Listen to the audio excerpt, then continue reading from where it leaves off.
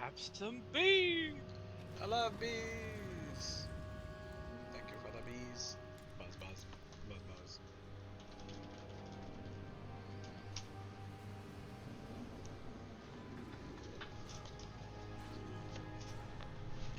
All right. So let's see.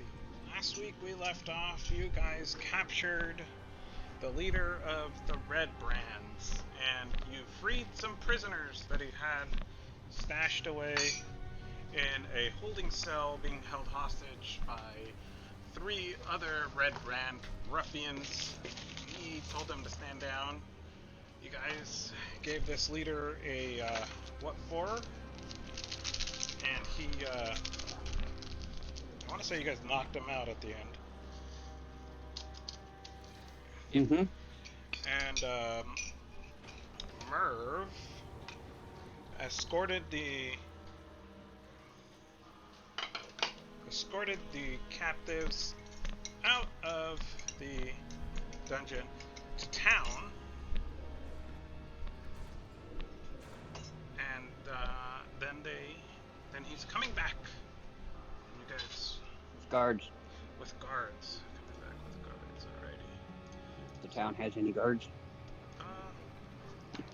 Not really guards per se. I would say if not, I guess the guards would have kind of dealt with the Red Brands. So. Right. Kind of what?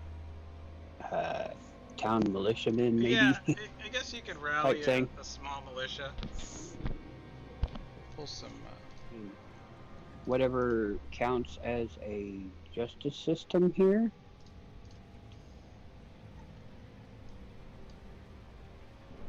Okay, so. But anyway, Merv will bring them back happily. Okay. And once they get shackled and got ready to cut off, Merv's gonna implore the group, just, can we go through this and gather up whatever metal we can find, weapons, armor, any little things, because I have a project. The group don't mind me using our fallen foes' weapons. Okay. Let me see what these guys have. I think the skeletons had short swords, and I believe,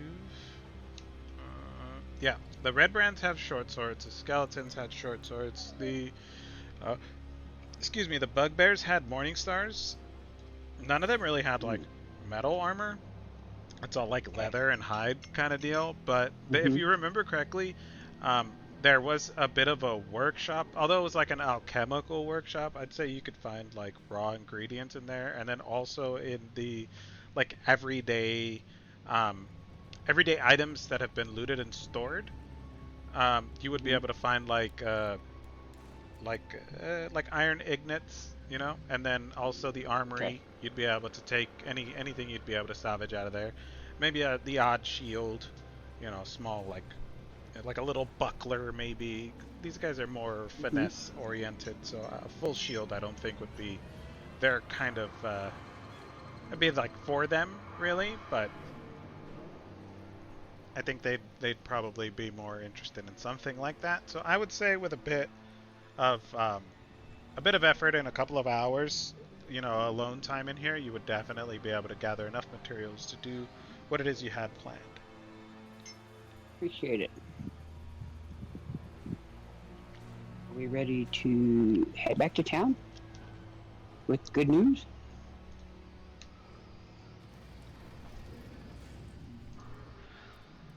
Here, crickets. I'm ready. Guys ready? Cornelius, are you okay? I'm ready. I'm ready. Can't hear Lom. I think his headset is acting up. What about now? There you go. That's better. Much better. Found him.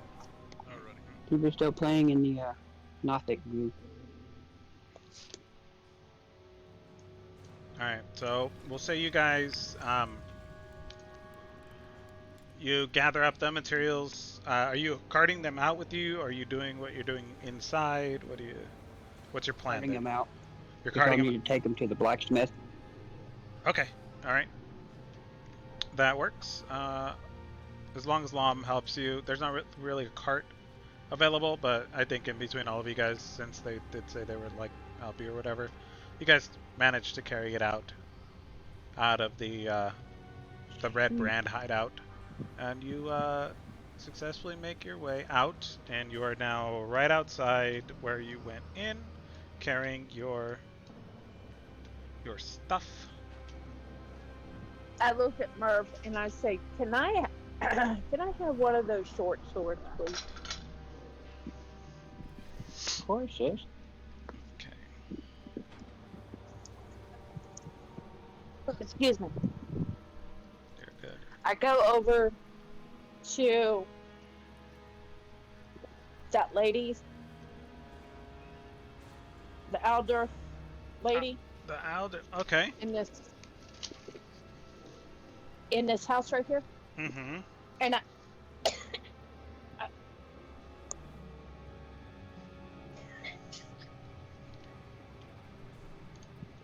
sorry, I was getting choked. No, you're good. I asked the mom to come out. Okay. So you guys are over here. I'll move.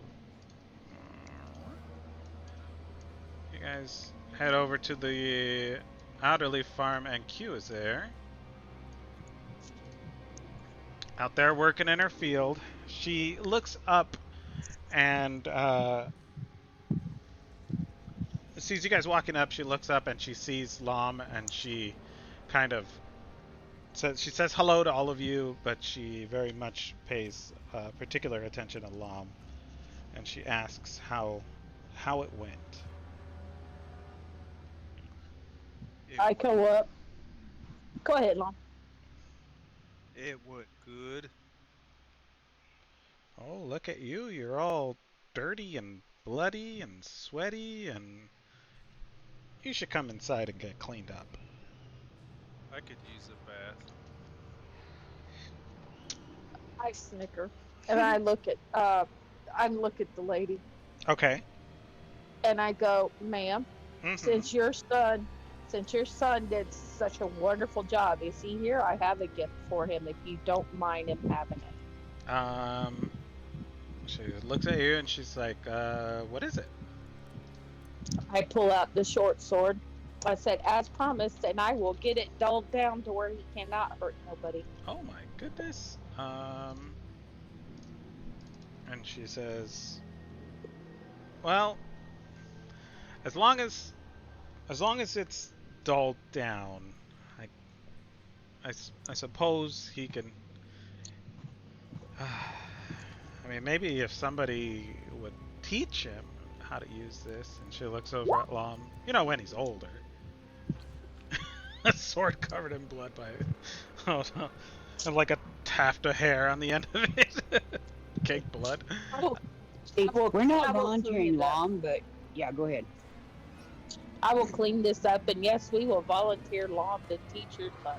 Oh dear. Okay. Well, I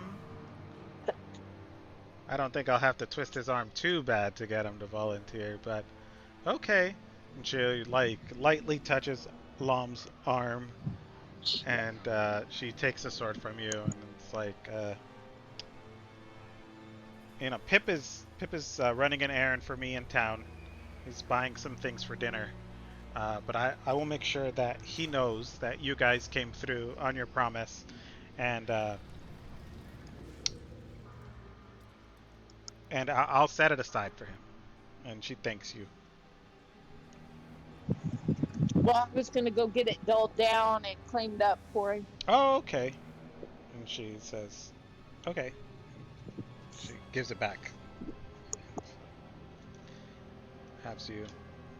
If you want to dull it down for him, to make sure he doesn't hurt himself. Since Lom's helping me carry a bunch of stuff, we'll go straight to the smithy, get it dulled down, since that's where I need to go with the stuff that he's carrying, and we'll send him back with it. How about that? Okay. That works. She says thank you, and she gives Lom a little squeeze with her little hand. And she's like, I'm gonna go start dinner. Mom smiles. You would. All right. So you guys head over to the blacksmith. I look at Lom on the way, and I said, "You kind of got a crush on that little girl? You like her?" Oh yeah, she's my type. Orcs with halflings. Okay, I give you my blessing. I don't. The bless. Hmm. I just give them the blessing if they decide to do anything, go anywhere with it. Okay. Interesting. All right. I just got to be happy. Okay.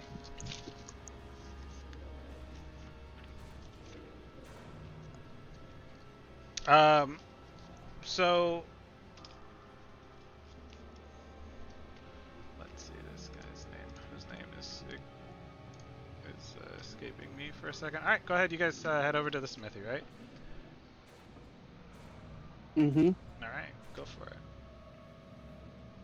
Get to the smithy, and I have to take the smithy aside. Explain what I'm wanting to do. If he was willing to lend me his forge and stuff, I would work off the use of it for him if needed. All right. So you guys is everybody staying together or? Yeah, we got to for a minute to get the weapons and stuff there. Okay. And but in the meantime, while I'm doing this, I'm like dulling the sword down. All right. Using his grindstone. Yeah. The smithy. He eyes you kind of like he gives you like a little side eye. I go up. A little. I go up. A little like kind of apprehensive. What are you doing, Star? I go up to the blacksmith and I lay my hand on his shoulder and I tell him, I said, "Don't worry, he definitely knows what he's doing. He will probably leave your shop in better condition than he when he got here." All right. He's been trained. He's been trained. Where did you get all this stuff? The mine or the red Cape's head. Red Brand hideout. The Red Brand. Yeah. You guys working for the Red Brands now? No, we cleaned them out. You cleaned them out? Yeah, the head guy, he's under arrest as we speak. These are the weapons of our fallen enemies. Well. Won't have no more problems with them. And if you do, come look us up. Okay.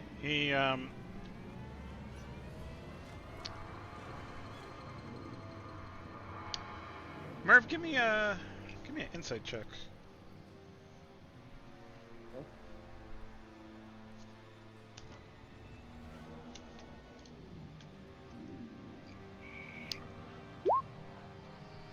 You can tell you've run across this kind of prejudice before.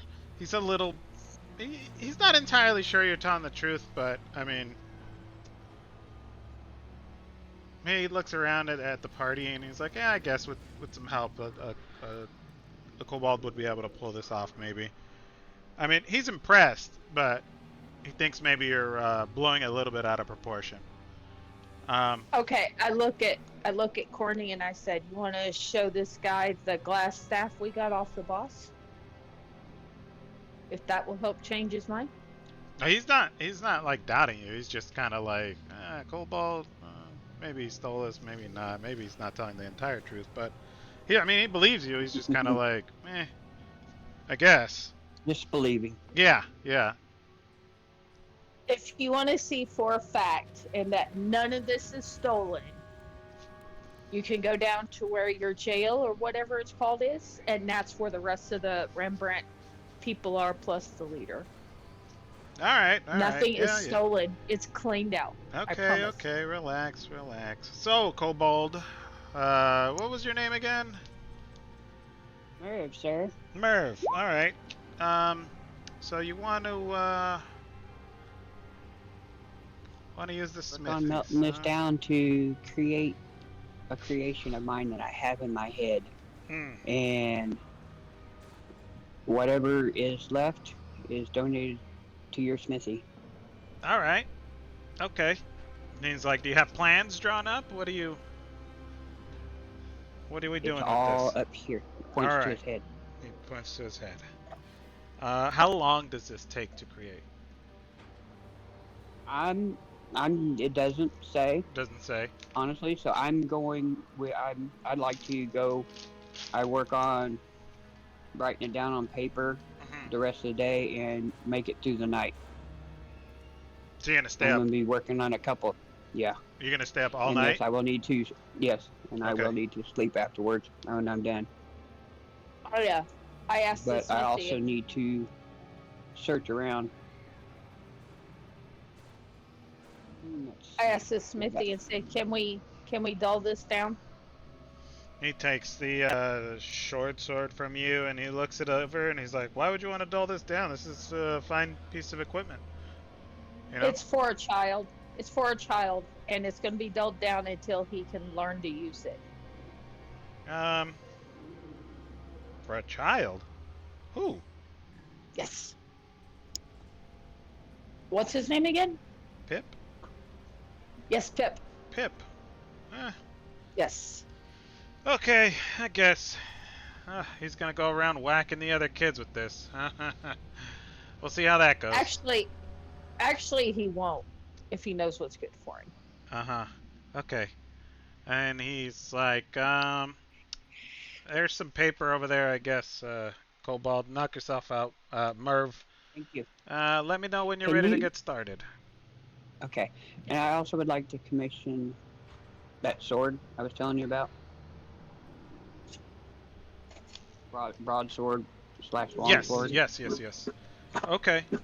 He's like, so you want it your size, kind of broad. Okay, yeah. Yeah. Yeah, we could do that. I got a blank here that just needed to get an edge put on it, but I can cut it down and shorten it down for you while you get everything written down. And you got money, right? Of course. Okay, all right. Just making sure. It's like, okay, all right. Get And started. I will give to the group the group loot stuff, and I will explain to them the value of the jade statue with the frog. Hmm. And I already wrote it down in group loot, so if you guys want to go sell that and stuff. And sis, see if you can get Yes. me a silver 100 gold piece gem. We got 100 gold pieces. Group loot. Okay. I look at the blacksmith. Say, is there If the anybody group don't around mind. here? Yeah, if the group don't mind. You guys care if I do this for him? You go with her and help her get good prices on this stuff because she might not be well looked at either. Xander, you understand. Okay. Does anybody know where we can buy a gem? You asking the? I'm asking everybody, even the I blacksmith. doubt we know. We're new. The Yeah, Smith you would guys know are better. new. The smithy would probably know a Come on, little babe. bit. The smithy looks over to you and he's like, he points across the road and he's like, Barthen's Provisions. They got a general store and they trade in odds and ends. They can you can trade goods there. You know, they do some moving and shaking stuff. The Lion Shed costers, not so much. They do bulk items, but if you got something nice, they might trade you. Uh, Okay. it's kind of up to you. Any And what was huh? the first one? What was the first one you Barthen's said? provisions. So where you guys made that lady pass out and throw up. Oh, Yeah. okay. We go over there. Okay. I nod and I say thank you. Before we leave, hey Beef, Yes. may I RPS corny for a second? Do a Of privilege? Oh course. yes. Yeah. Yes. Thank you. Oh The my. halfling goes up Mm-hmm. to the smithy, and she says, "Oh, kind sir, can I trouble you for a second? Sure. He kneels down. I'm looking, I'm looking for something of a new weapon. A rapier, I think is what it's called. Uh-huh. And, What is your best quality?" let me see what I got over here. And he goes back into like a small storeroom where he has like finished pieces that they're ready to be sold, but there's not really there's not a whole lot of room to like line them up and whatnot and show them off. So he goes back there and he digs around. You hear him clanking and clinking, moving things over, and he's like, "All right, yeah." He pulls one out and he's like, "Yeah, uh, I got this one. It's custom made by me, yours truly. Um, it's not magic or anything, but if you're just looking for a regular rapier, What's uh, it look like? it's like a very thin, long finesse weapon. It's got like a scabbard built into it. I think it's what it's called along where you hold it, and it's like Chill. yeah, it's like very very intricate. It's actually really nice work. It's not like masterwork or anything, but for like a small town smithy, this is a respectable rapier. Chill asks to see it. Okay, he hands it over with like a little like leather piece. Yeah, yeah, she'll That cost hold it. along with the broadsword. Let's see. All right, go ahead. She'll hold it closely, and then she'll take it out, uh, put the sheath on the bar, and then twirl it in her fingers. Check the point of her finger, and be like, "Oh yeah, this will do. How much?" Um, this is some of my finer work. I'll take 20 gold for the rapier, and I'll throw in the short sword for 5 gold pieces. Your broadsword. Excuse me, Merv. Okay. I'll take it out of group loot. All right. So that'll be 25 total. Mm-hmm. He looks at you and he goes, plus what you're going to use from the forge. Don't forget. I know you kobolds It's like not- to forget. All right. Not me. Okay. Merv remembers a lot. All right. How's that drawing coming? Yeah, Merv remembers everything. She goes to the. I need to smithy. run outside a minute. I run outside and I start looking around I'm looking for a white stone. Give me. You know what? You find a white stone along that tree line north of the smithies, along where that broken wall is. Right in there, you find a small white stone. What size are you looking for? Like something small, something big? Just something, Like hand size? maybe a copper size. Okay, yeah, you definitely are able to find a small white stone amongst that little bit of rubble right there. I mean, like a penny. Yeah. No, just little. That's all the stones that I've been looking for that size. Okay, cool. Can we go now? We'll go get this Yes, gem for him. All right. And you wanted a what? A silver 100 gold piece gem. Silver gem? 100 gold piece gem. Got it. Okay. Okay. Um, So I look at Xander. Say, "You coming with?" Yes, I'll join. Help all in right. any way I can. Alam, what are you doing? Um, I'm just listening. You're just listening. All right. Cornelia has her rapier, and she starts kind of going, stabbing, poking at the air with it, doing like weird little dances, maneuvers. Yes, she should be doing dancing. Dances. And like I said, we're still getting the pink tutu for her also. Okay. All right. I'll pick that up too. She starts doing like weird dances. I don't know if anybody's familiar with this kind of deal, but if you Mm-mm. want to know, it doesn't really make a whole lot of sense to you guys what she's doing. It was like a weird interpretive dance. um, but yeah, she's just kind of hanging out right there outside the smithies,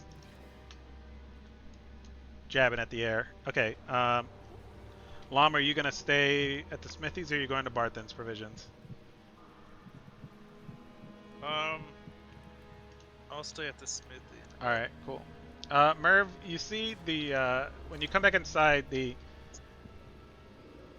smithy's like looking over the work that you have started, and he's kind of like scratching his head, like, "What the heck is this guy up to?" All right. Okay. Cool beans. You guys head over to Barthen's Provisions, and you walk in the door, and you see a familiar Slither. face. Yeah, I slither into the You door. slither I into the don't door. walk. Yeah. I You know don't what walk. I I just play it. mean. All right. I go up to the desk and I say, "Hello, madam." Oh, you again. And I look at her and I say, "I don't mean to scare you, I promise. She's kind of like And I'm sorry." trying to get small in her stool, but there's not really a whole lot of places to go. And she looks around. And it's like, "Welcome to Barthen's Provisions. How can I help you?" Xander will wave. Be like, you feeling any better? I was until you guys showed up. What can I do for you? Well, I have good news if it will help. Good news? Those ruffians that run around in the red cape, Shh, keep your voice down. What about them? they're done. What do you mean they're done? Me and my group here, we went into their hideout and we killed part of them and arrested part of them, or arrested the rest of them. Even the leader. They're done. We defended ourselves, not straight up killed them. No, Right. We defended ourselves. They came at us. We defended ourselves. Uh-huh. So And they are no more. And she looks at you guys and is like, "And you just did this out of the kindness of your heart?" Or she's a little bit apprehensive. Yeah. Like, normally when people do something like that, they kind of want something in return. And especially with these red brands, bullying people and whatnot, it's kind of like, the trust in the town has been a little bit broken, and it's going to need some time to heal. And Oh, yes.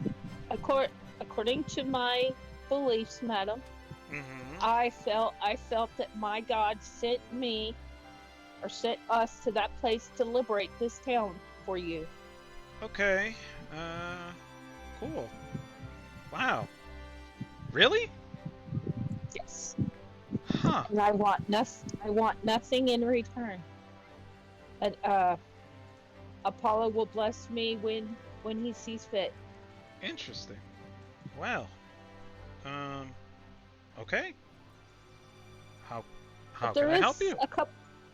There's a couple of things that we are looking for. We are looking for a gem that's worth 1,000 gold. 1,000 gold? Honey, 100. 100. Sorry. Jesus. She exclaims and she's like, "Oh, 100 gold." Yeah, we got 1,000 gold gem lying around everywhere. Jesus, in this poor ass town. 100 gold, please. Okay. Let me see what I have. And a pink tutu if you have it. Oh, what? Okay.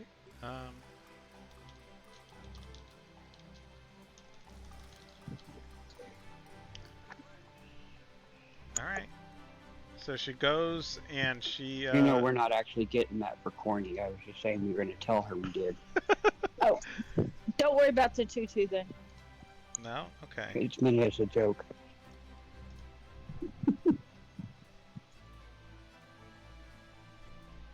It doesn't matter what color it is, right? The gem? Are you looking for something? Silver, if possible. Silver. Silverish looking. It doesn't gotta be.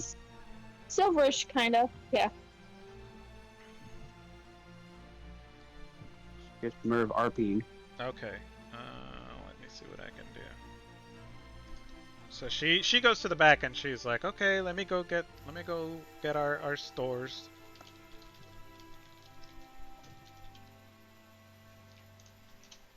I curl up and I curl my tail around in coils, and I kind of rest on them for a little bit, waiting for her to return. All right. After a few minutes, she comes back and she's got a small lockbox. And she opens it up and she's like, okay, 100 gold. I have an amber. I got amethyst, coral, garnet. There's a pearl, and there is this hematite. You said you're looking for silver? I think this one will do. Yes. And she produces a hematite, which is a predominantly silver gray. It's like a semi-precious gemstone. That should work. Okay. All right. And I hand her the bag of 100 gold. You give her 100 gold, and she hands you a hematite gemstone for you to take back to Merv. She goes, "Is there any?"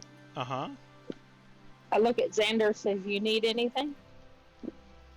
Honey, No. the statue. Oh, the statue. Do you want me to sell it to her? Is that what you want? I think so. To Yeah. get money for the. Oh, I pull out of my bag this little statue and lay it on the table. Oh. How much for this? How much would you give me for this? She puts the gemstones away, takes it back, comes back, and she's got like a little loop and a candle, like a hooded lantern kind of deal to illuminate the gemstone a little bit more to give it a look over. She gets very professional on you, and she sits down and she starts looking it over, and it's like, oh, this is a pretty fine piece. Doesn't look like it has any major flaws or any kind of fractures or chips. It's pretty intact. Weight feels right. And she looks it over and she's like, I can give you 110 gold for it. I look at Xander and I kind of shrug my shoulders, like, do you know what she's talking about? I think that could be enough money. That type of thing. I assume.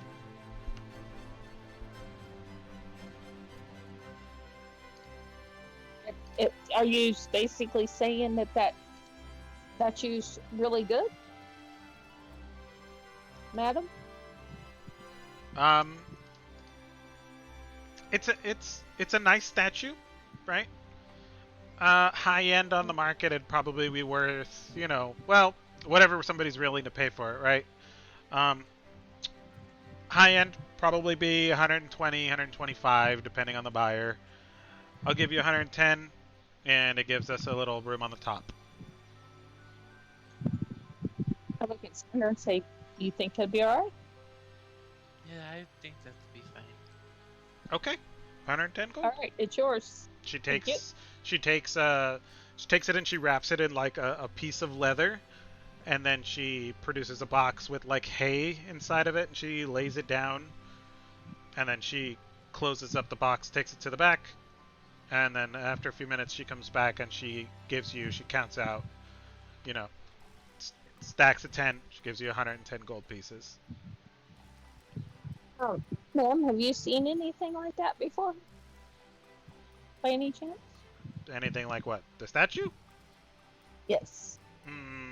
Not particularly, no. I mean, sometimes people bring in treasures and stuff, but I mean, it's few and far between adventurer types, kind of like yourself. We're just like a small run-of-the-mill town. I mean, we'll send it out to the big city and, you know, we'll make a couple gold on top, but not really a whole lot of this stuff comes through here. No. Okay. I was just Yeah. wondering why you wrapped it up so daintily and laid it on a bed of hay. Well, so it doesn't get messed up. You know, Oh. in case somebody knocks the box over, the statue doesn't break. Jade is strong, but it's also, you know, it could be a little delicate. Well, I thank you very much for your time. And again, I do apologize for scaring you. I know my form can be quite a bit to take in. Okay. And she's like, well, I mean, you can't be that scary if you got rid of these red brands. Well, I mean, I guess you can be. 'Cause those guys were scary. And if you beat them up, I guess that makes you guys kind of scary too. But maybe the right kind of scary? Scarier. There you go. We are only scary to those who want to do us harm. So why were they here? Like, what did you guys find out? We haven't really questioned them on that, have we, Xander? No, we haven't, but they were distorting the town. They had to be stopped. Yes. Well, that's for sure. Courtney Maybe might actually, if she went with you, might actually pop up. with she's her outside the little smithy info that doing. She got out. She's outside. Oh, okay. Yeah. Never mind. We will try to get that information for you, and then we'll come back with it and give it to you for free. Oh, well, thanks.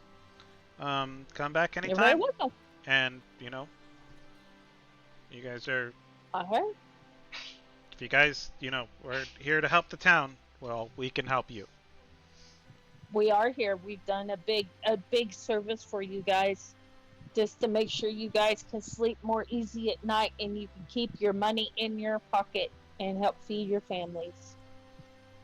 Thank you. Anything else? I think that would be it. What do you think, Xander?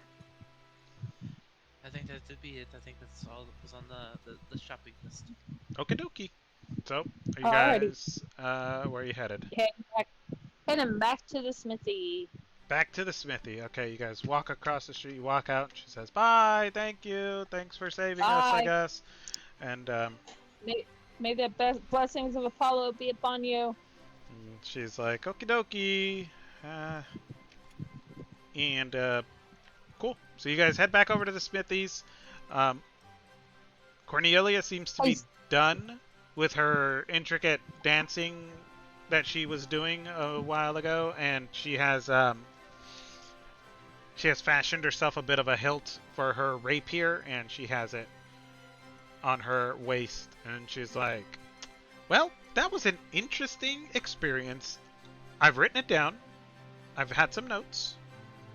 And I'm excited to poke somebody with this. I look over at her and I look at her hilt and everything. And looks good on you. Oh, thank you. Now, where is Merv? Merv is inside the smithy, drawing away his plans, if I'm not mistaken. Okay, I walk in, and do I see him when I walk in? Yeah, Good, yeah. I would think so, yeah. Busy. He's got the full Crayola box and everything. Yes.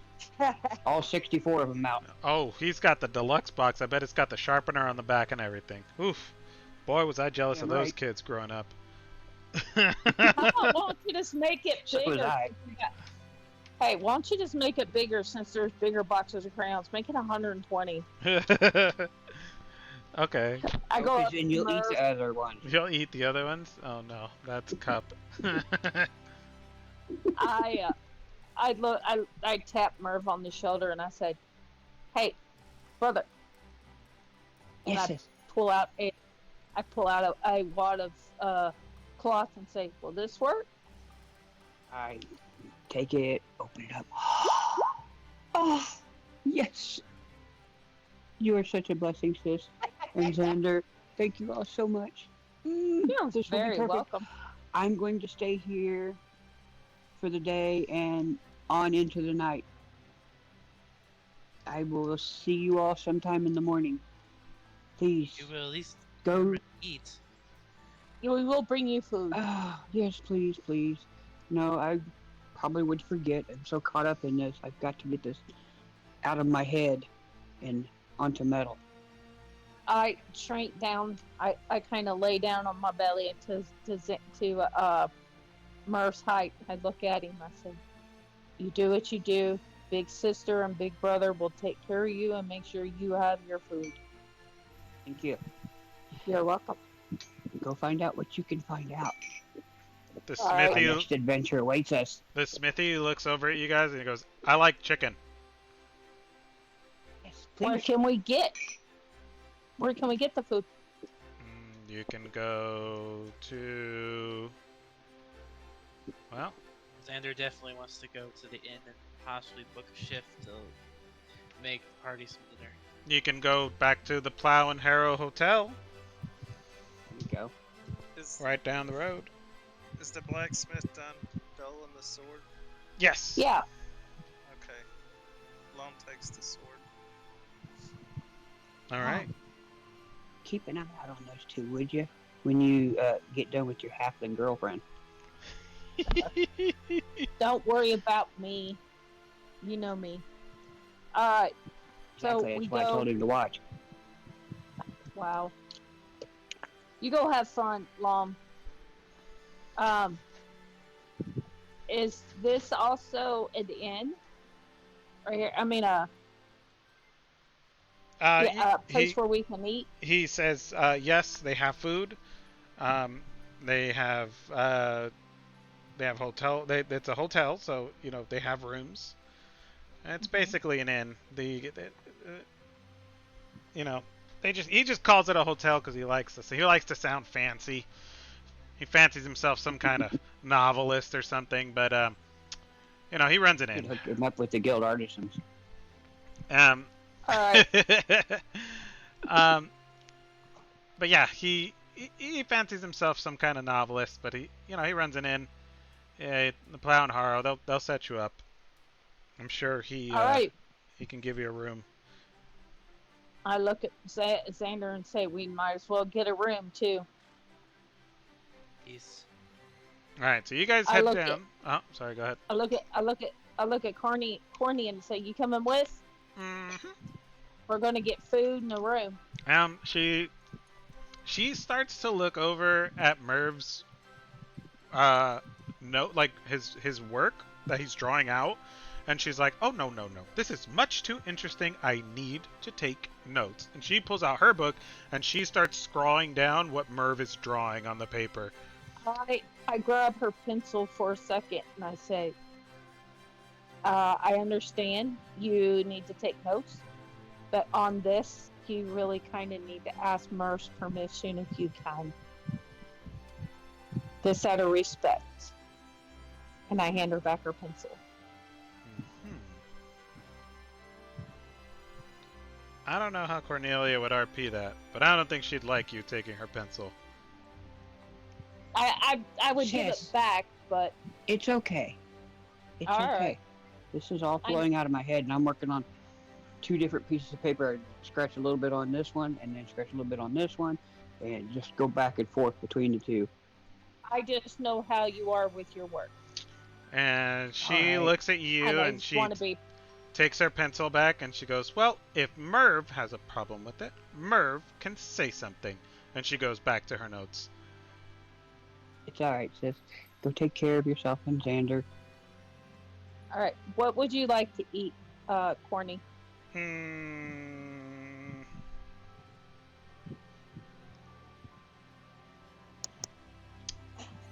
Whatever Murph's having is fine. Chicken. Murph, what do you? Chicken. So 3 orders of chicken. Okay, coming up. Let's go, Xander. So we Alrighty. head on down to the plow and One piece of paper is a furrow. little version of something, and then another one is a bit larger version, All right. somewhat similar. So I'm sure Corny would be asking, "Hey, wow, this okay? What are these?" And like, I explain gears and movable parts to her while I'm drawing this stuff all out. Heck yeah. All right. But yeah, that's something Corny. I agree with you. Corny would be quite interested and fascinated by it. Maybe not actually understanding it due to the fact that it's all about gears and Yeah. kind of science. It would be. It would definitely be out of her wheelhouse, but she'd be super interested nonetheless. Okay. Let me see. When she comes back, gets back next Saturday, I'll let you explain it, what went on about it. I'm definitely telling her we bought her a tutu, pink tutu. Oh man, where is the token that I used for that little kid? He was like super ugly and I loved it. There he is. Just ran away. I found him.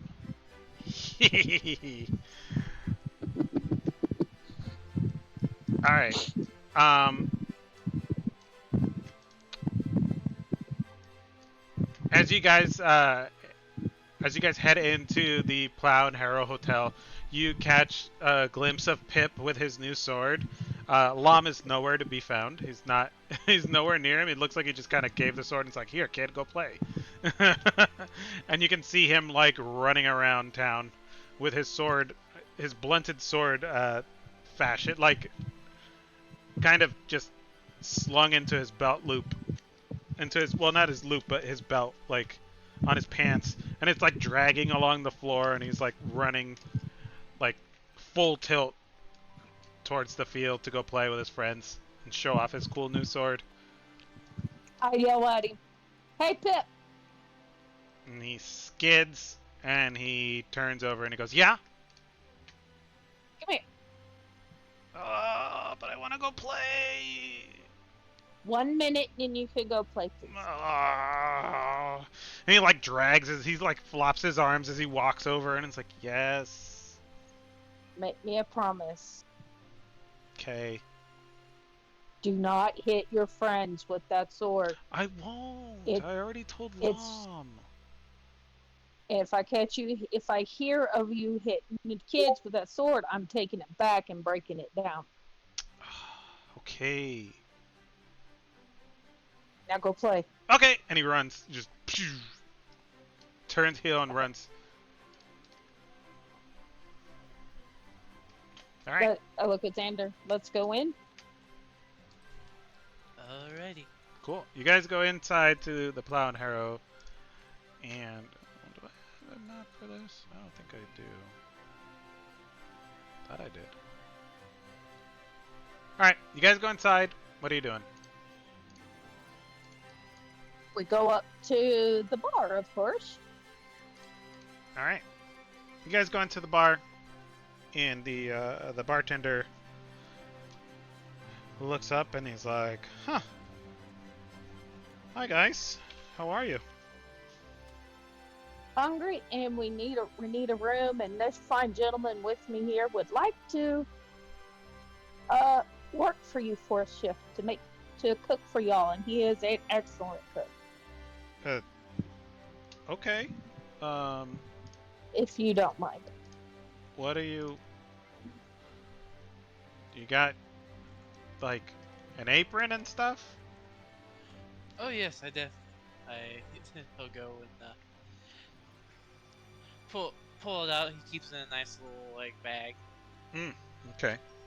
You'll see the shield that's also like used as a cooking wok, but this is for. I wouldn't mind using your utensils, of course.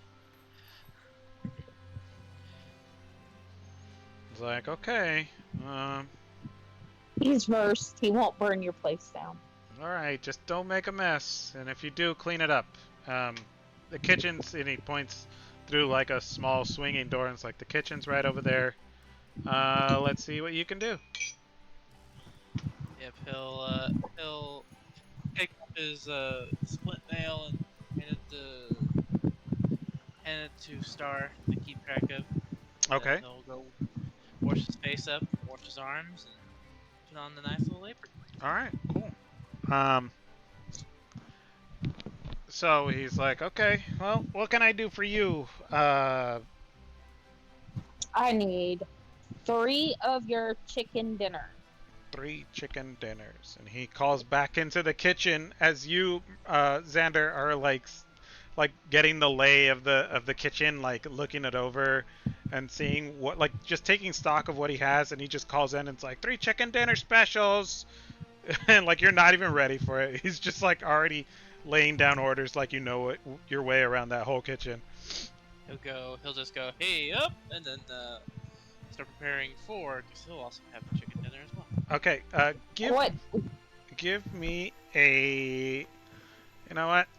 I would say you're trying out for a repeat at this establishment. Give me a performance check, please. And I'll give you advantage on this. Okay. All right.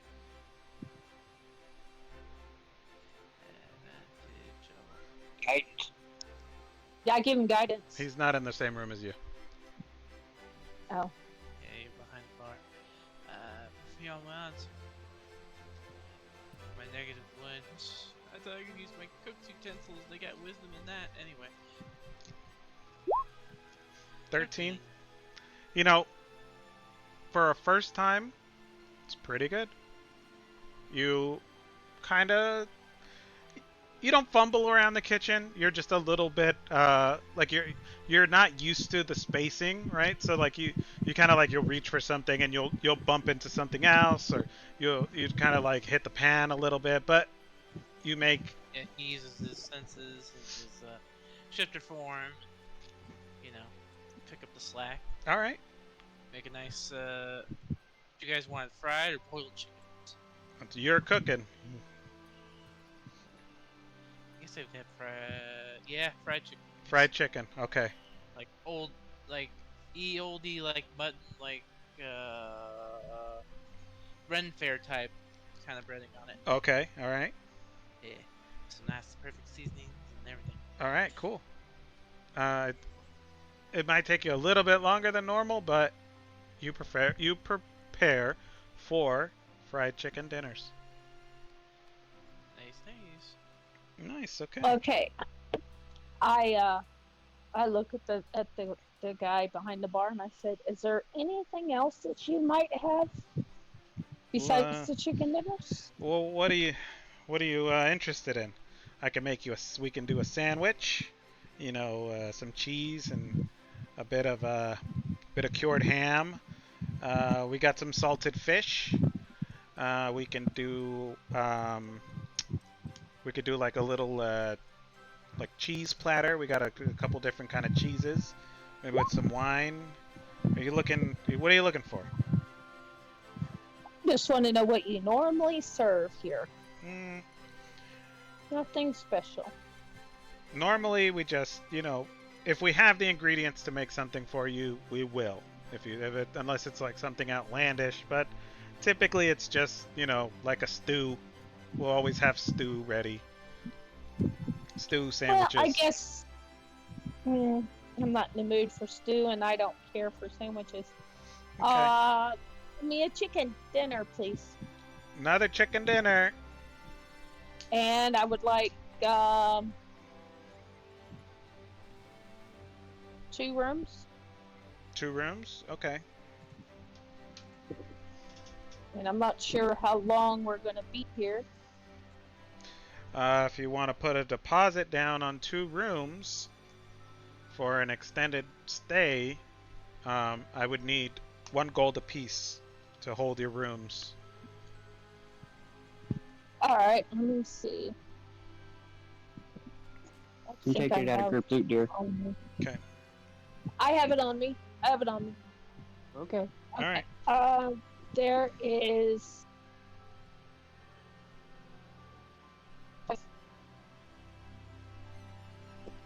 So I'll give you 5 gold coins for 2 rooms. Okay. Hmm? Is that correct? It was a gold Did apiece for the rooms. 1 gold each to hold the rooms for you. So that'd be 2 gold. Oh, And two then gold. There's your 2 gold. okay. And then I'm not gonna have to have you as my 1, accountant. 2, 3, 4.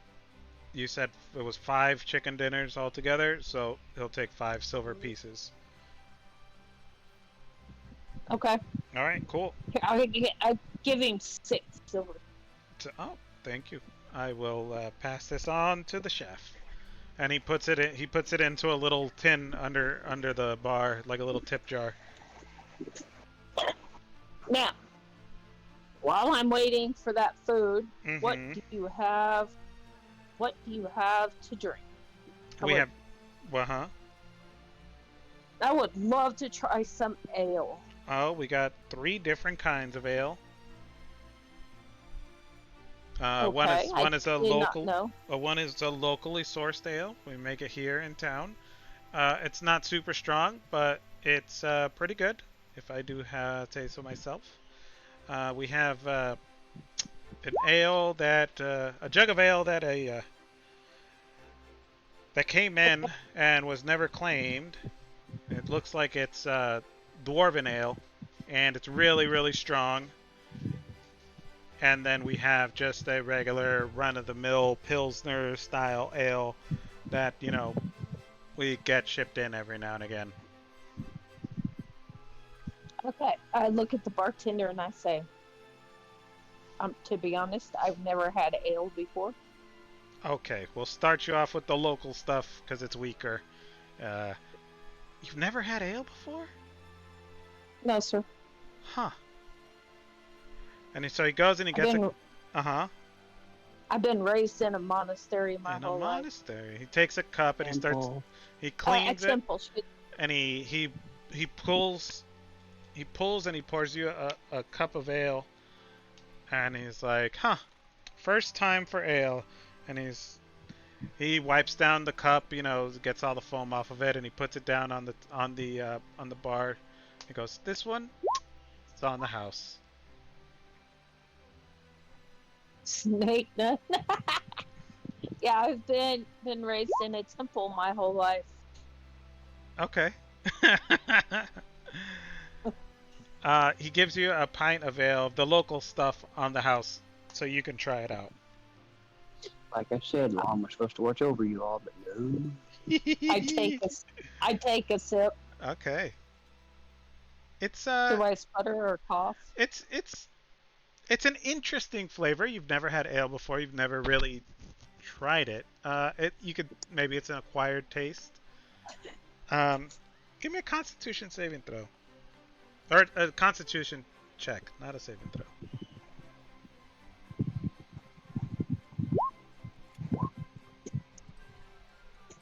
Con. Mm-hmm. That would be my boxes, right? Yeah. Did you click it? Just here. There you go. 22. Bam. You drink it down, and it's like, huh. I guess this is what's all the hype about. Like, it doesn't make me feel weird or anything. But the night is young. We'll see how it goes. Wait till you stand up. I don't stand. Wait till you try to slither around. Okay. I look at the bartender and I said, I don't not understand what the hype is on this. He laughs and he's like, well, first of all, you gotta finish it. And It's then done. I done finished it. You drank it all? Okay. I put my cup on the table, or on the bar. Well, the first one's free. After that, if you want to keep drinking some, it's gonna cost you, but you're not really gonna feel anything off just one. I mean, maybe 2 or 3, but yeah, the more you drink, the more you'll feel it, right? You'll start to feel a little tipsy. I guess you don't know that because What else? yeah, No. What else do you have to drink? that's it. Ale and water. Hmm. I'll tell you what. Mm-hmm. I will start a tab. I will give you. How far will one silver piece get me For in my ale, group for anything we want to come in? you're gonna need a little more than a silver. How about five gold pieces? Oh, that's too much. And he's like, I'll take 2 silver, and this will get you guys a couple glasses of ale, and then you can go from there. Okay. I was just wanting to make, kind of pay in advance type thing. Okay. Okay. Here's your 2 silver. Hmm. And when my party gets done, and I want a water. Okay. How much is water? Water's free. Okay. I want. I wonder what Corny will drink. Probably water too. Let's see. I'll roll White wine spritzer. a D4. On a 1 or a 2, she drinks water. On a 3 or a 4, she drinks ale. Club She's- soda without the soda. She's gonna have water. All right. With those chicken dinners, also want 2 waters, please. Got it. All right. Probably an ale for the smith. An ale for the old Yeah, an smith. ale smooth. Ale An for the ale. smith. Yep. Okay. Unless he's dwarven. Is he dwarven? He's a human. Oh, he's human. Yeah, just the regular ale, I guess. Okay. He packs up your food, and he pushes it over to you in like a little, a little sack, I guess. And he's like, "Don't." It's like he gives you water skins. It's like, "Can you please bring the water skins back? These are, normally I don't." Sure. Since you guys Sure, are reserving I'll bring rooms, them back. since you guys are reserving rooms, I'll give you the water skins, but just make sure you bring them back. Okay. All right. Cool. And he I- has your chicken dinners wrapped up in like parchment. Are they in a bag? Yeah, they're like in a little bag. They got handles on them. Mm-hmm. I take my tail and stick my end of my tail through the bag and hold the bag of food with my tail and take the 2 water skins in my hand. Okay. Xander, as you go to pack up the last of the chicken dinners, he goes up and he's like, "Okay, let's see what you did." And he kind of if you watch those cooking shows where like the chef will come up and like take bites of all the food that you made. Yeah. He You'll see a nice, You nice suck. meal. Oh. Yeah. See a nice meal of like some fried chicken legs, some Mhm. breasts, and just a little garnish with a little lemon, and a nice little thing of like 4 different types of potatoes. Okay, all right. It's like, oh, Seasoned potatoes. he looks at you and it's like, Like, oh, you found the Chopped and potatoes, huh? diced, mashed. Okay, cool. Gotta have side. Yeah, I agree. He's gonna roll a d20. Let's see if he likes it. It's like not bad for your first time. Pretty good. I mean, I've been keeping that little lady fed for about 7 years now. So. Oh. All right. Well, so he goes, obviously I ate some of this food, so I'll make yourself another chicken dinner, and that could be yours. And since we're doing a trial run, I guess you'll eat for free today. How's that sound for you? Oh, thank you very much. Okay, cool. And if you ever feel the need, you want to cook something up, you let me know, and I'll pay you for the day. Yes, I always love practicing my skills at least. All right, cool beats.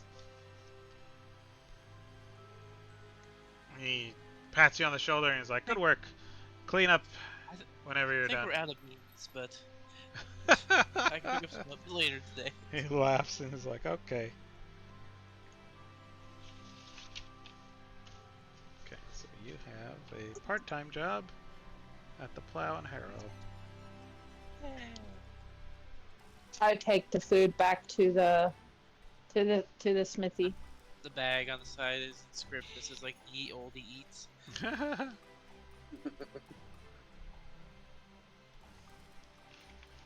so you I gotta... also Uh-huh. write. Yeah, I also wrote on the bags. I wrote everyone's name and Merv's name and somewhat of a legible draconic Okay. for Merv's food. I know draconic too. Mm, I know. He knows that, dear. yeah. All right, You're the I one take that this helped back. him learn Draconic. Yep, I take this back to the blacksmith. Tap Merv on the shoulder, give him his food, hand him a water skin. Say, I need that back. I go to Okay. Corny. You got cups? I go. He didn't give me a cup. He gave me this. Okay. And the blacksmith... We'll take a break. The blacksmith giggles and he goes, I have cups. And he gives you cups. Okay. And I 4 cups of water for me and Corny. Okay. well, I got 2 water skins. One's got ale in it, right? Hey, she got 2 water skins and 1 ale. Oh. Okay, I thought. Never mind. Okay. Yeah, the ale's Yeah. for the smithy. I give Corny her food and her water. And I go to the blacksmith. I say, here you go, sir. Thank you. You're welcome. And here's your ale. Oh, thanks very much. Nothing like I a hope you- nice ale on a hard day's work at the smithies. Is there someplace I could curl up and eat? Sure. He pulls out like a little breakdown table that he has. He assembles it and he sets it up kind of like at the entrance of the smithy, and it's like, we could take a break here and have some food. As you guys sit down to eat, what are you doing, Merv? Merv's got to get food tongs ready for Star to eat. Oh, also inside Merv's bag there'll be a little toy. A little what? Toy. A toy? He gave you a kid's Yeah. meal. That doesn't say Merv and Draconic. That says Happy Meal. What the hell?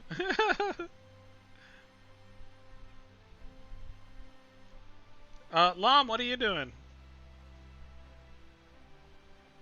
Llama's knocking on the door. What orcs call it nowadays. Oh no. Q comes to the door and she goes, "Oh, Lom, Pip's not here. He's out playing." Oh, I know. I gave him the sword already. She blushes and she twirls her hair behind her ear and she goes, "Did you now?" Yeah. All right. He'll probably be playing for hours. Willie, Basically gave him $20, said don't come back for about 4 hours. go watch a movie, kid. All right. She takes you by the hand and leads you inside, and yeah, fades to black, I guess. All right. She make me food. Yeah, she makes you food. It's not very good. That's okay. All right, good. What are you guys doing? Lom's busy. You guys, I will uh-huh. start pulling out different tools. My smithing tools, my tinker tools, and my jeweler tools. All right. I also, when I made a level, I gained alchemist, but I don't have the actual tools because that's like a 50 gold piece thing. Alright. So I just I'm proficient with it. Okay, good enough. So I'm pulling these tools out, finishing making plans while absent-mindedly eating, finishing up my plans, Okay. and I'll kind of exclaim excitedly, "Corny, I think I'm done," and I'll show her what the little picture is, and then what's a little bit larger picture is. and stuff. She's okay. All right. She goes, oh, wow. So you got that your is notes, and then we'll fascinating. finish. You get your notes, so we'll finish eating, and then I gotta get to work on this. I'm No gonna telling. I'm gonna watch the process if that's okay. Sure, but it's going to take all night. You Oh, might be that's okay. exhausted. That's okay. That's okay. I don't mind. This is exciting work. Okay. New fields of research. She turns the page and she starts anew. The smithy finishes his ale. He eats his food. He claps his hands together and he's like, all right, Merv. Thank you, sis. Appreciate it. You're welcome. All right, Starting to work. Merv. It's melting. Let's get to work. Metal down. All right. Yes, sir. You guys are gonna power through the night, and you're gonna power through the night. Give me a Constitution saving throw. Before I leave, I tell Merv and Corny that we have a room at the inn. Okay. So, and I head back to the inn and meet up with Xander. Okay. All right. You at least enjoy your food, Star. I did. All right. So Well, you also guys. tell you to say compliments to the chef too, All righty. knowing who the chef is. Everybody liked your food. They thought it was great. It's been a while since the last time we were at the temple. Yeah. Ain't nothing like your cooking at the temple. You got everything at your fingertips you need. Oh, this main chef at the temple is way better, but you know. Okay. It depends on who you're talking to. So you guys are back at the Plow and Harrow. Cornelia and Merv, they don't come back for the night. They work through the night, and they with all the excitement and the interesting things that you guys are doing and the different kind of processes and stuff, neither of you gain a level of exhaustion. The excitement and the research and work and all that stuff, it keeps you going through the night. Better than caffeine. Better than caffeine. You know what? Sometimes it really is. I could do that with an exciting new video game. You know what? You just suddenly lose yeah. track of time and play, and it's just like, wow. Even my old ass occasionally does it. Absolutely, yes. So you guys, you put steel and your hammers together, and you and the smithy work it out. Cornelia is just sitting there to the side, diligently watching and taking notes about this whole process. She's not entirely sure how it works; it just works. And so the whole unknown is, and like all that good stuff, it just kind of keeps her going. It's like, oh, I wonder why they're doing that. Oh man, how does that work? Like, she's doing her best at taking notes, but compared to Merv's like super intricate notes with like diagrams and measurements and all that stuff, they pale in comparison. Not because she's not smart enough, just because it's not her field of expertise. With that, Lom, you stay in the night? Oh yeah. Lom stays the night. He doesn't go to the Plow he doesn't go to the Plow and Harrow Hotel, but He's gonna do some plowing. he's gonna do some plowing at that farm. Star and Xander. Exhaustion. Oh yeah, give me a Constitution saving throw, Lom. Which one is it? So Con save. under your character sheet, under saves, right underneath your proficiency, it'll be Constitution, the third one down. Okay. All right. Yes. 13. You're tired, but you're not too tired. You don't take a level of exhaustion. Yeah. Yeah. I'm not as good as I once was, but I'm good. Once than I ever was. Jesus Christ. Oh my god. Okay. He's working at a forge. It's a different type of forge. Yeah. At some point late in the evening, Pip does come home, and he finds like a peanut butter sandwich on the table. Feed yourself or go to bed. Yeah, feed yourself. The door's locked. Star, Xander, what are you doing while these guys are working and working? What are you guys doing in the hotel?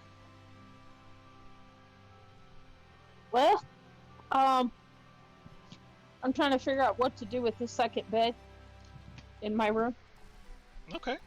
I go down to the bartender, and I ask him. I said, "Sir, do Yes. you also run the inn as well?" I do. Okay, I'm having a slight issue. Mm-hmm. We have too many beds in my room. Too many beds? Mhm. What do you For tonight, dear, what does that matter? If we're Yes, there's saving the not room enough for room. later, Not enough If room? there's not enough room for me to to curl up and lay down, there's not enough room. There's too many curl beds. up on one of the beds. The bed's too small. I'm too big. What if you push the beds together? There you go. Okay, I just wanted to see if I could get permission to move the beds if I need to, or have one taken out. You know what? You could push them together today, and then tomorrow I'll get somebody to get rid of the bed. Just one of them? Both of them? Yeah, just one. Just one? Okay. Tomorrow I'll get some. Help. Maybe the cook will help me move it out for you. How's that?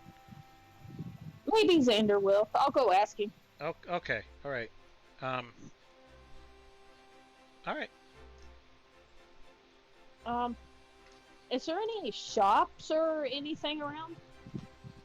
You asking the Bartender. bartender? He goes, yeah. There's a woodworker in town. I mean, what are you looking for? I'm just wanting to browse to kill some time. Oh, where is your place where you keep bad guys, criminals? We don't really have a jail, really. I mean, I mean, if some was brought in, where would they take them to? well, they would just take him to the town master's hall. I'm sure they'll make like a makeshift jail there to keep him there overnight until they can ship him out, whoever it is. I don't know if these guys are going to be shipped out or not. Well, I mean, it just kind of depends. Whoever, what they did and whatnot, but Well, are you familiar with the red brands around here? That was around here? yeah, I haven't really been around today at all, really. That's because their leader and part of their group is locked up. So it would be up to you town folk to decide where they're gonna go, what's gonna happen to them. Well, I mean, did you kill him? Did you turn him over to the? What'd you do? We had to defend ourselves with part of them. So yeah, part of them died. The rest of them got arrested, along with the leader. Well, if they're arrested, they're in the town master's hall, and if they didn't kill him, I don't think they're gonna just put him down. They'll probably ship him out sometime, maybe in the next few days. Have you seen your cook? Yeah. Today? Yeah. My friend? Yeah. Is he working? Uh-huh. I'm right next to you. He's standing right there. He's not. He's not on the thing. He's not on the thing. He's not on the map. Okay. Oh yeah, he deleted me. There you go. Sorry. Because I made you guys go inside. All right. Okay. Xander, do you want to stay here and cook, or do you want to go with me and talk to the Red Brand leader? Since we got our dinners all done, I think I'll definitely come with you at least, find out what's going to happen with them. Hey, could you help this nice gentleman remove one of the beds out of my room tomorrow or something? Oh, I can try. Just like frail, long, gangly arm. Meanwhile, the big strong orc guy is, Nowhere Yeah, to I be know. found. All right. Okay. Um, All right. We head to the town master's hall. okay. You head to the town master's hall. It's getting, you guys ate your dinner, and it's getting a little bit late. The sun is going down. You head into the town master's hall, and you walk inside, and it's a rather large building. It's a rather large building. You go inside, and it's a little bit empty. Um, until you get to like the back rooms, and you hear like a bit of a kerfluffle, and it's like several townspeople, along with excuse me. Ow, that hurt. You find Hallwinter is kind of like standing in front of this guy, keeping the townspeople from like basically lynching them. And he's like, "Look, if you guys kill them, you're no better than them. They need to serve justice. I will take them back to Neverwinter, where they can stand trial and be put in prison." I put my hand on his shoulder and I say, Paul Winter, can I talk to him?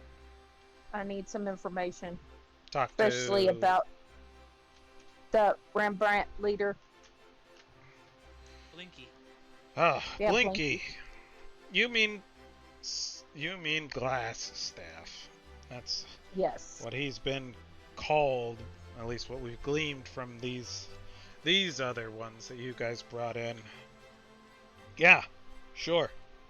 Let me try to talk some sense into these guys before they string them up. Out of character, I'm gonna say something. When he passed out, before he was given to the guards or the townsfolk, he has a little cat face on his little gag right there. He's got a cat face. Of ink. Yeah. Oh, okay, I got it. He's got like whiskers and a little nose, Yeah. like on his nose. Okay, cool. Yeah. I look at Hallwinter and I say, can I give it a try? Sure, go ahead. Are they still arguing? Is everybody still arguing and loud? In more hushed tones. You guys are outsiders from the town, so they're kind of a little bit apprehensive about, openly talking about murdering 4 people. So I go, good people of, what's the name of this town? How do you Phandalin? pronounce it? Phandalin. Good people of Phandalin, please listen. Me and my friends have caught these people to make them stop getting rid of your money. I understand what all they put you through, and I agree with this man behind me that they do need to serve justice. Mm-hmm. And what better place to do it than Neverwinter, unless y'all think that they should go through some kind of court here, and then you guys can decide what will happen. What say you?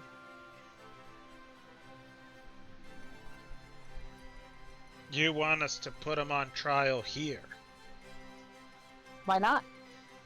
They ransacked your town, took you guys for everything they got, and they do need to serve justice.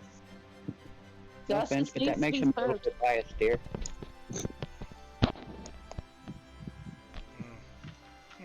But it's kind of fair for the town too. It's fair for the town to know, but the thing is, they already want to kill him. They're going to lynch him. Their minds are already set.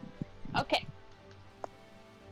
I turn around and I look at Hallwinter and I said, do you think you can get a judge to come down here I don't from think out of town? I don't think I'll be able to keep them alive long enough to get a judge down here. Well, either I take them You with think me, you can. or they're probably gonna die here. And That just doesn't sit right with my conscience. You being a, you know, snake I lady. get that. Right, yeah. I don't what do you think your god would do, huh? My God would serve justice. I agree with you.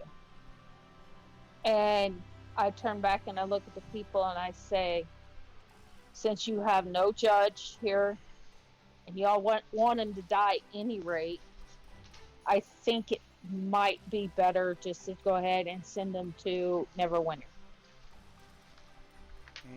At this point, the town halls, um, the town master, he kind of has been sitting back in the crowd, not really wanting to take this like the forefront, and he's like, um, I agree. We should get rid of them. They've already been a trouble here in town, and I don't want their blood on my hands. Or on any of yours hands.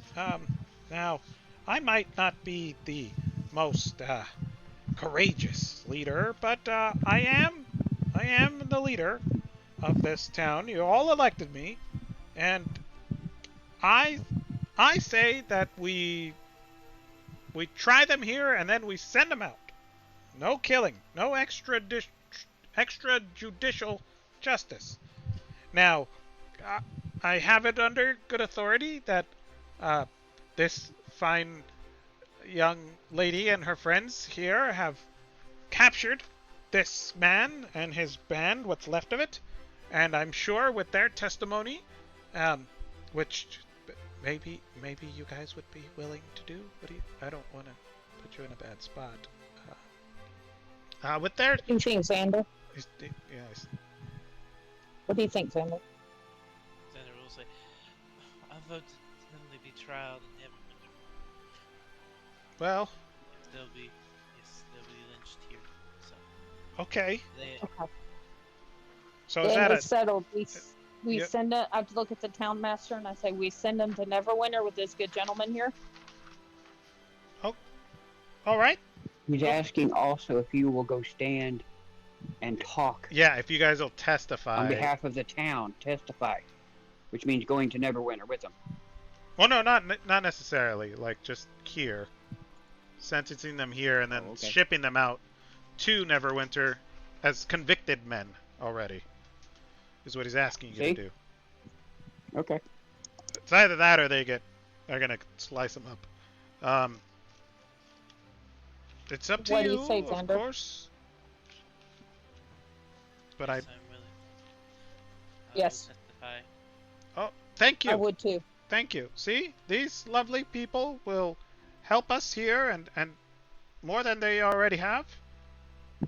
And they will testify about all the crimes that they've committed and what they found inside their hideout.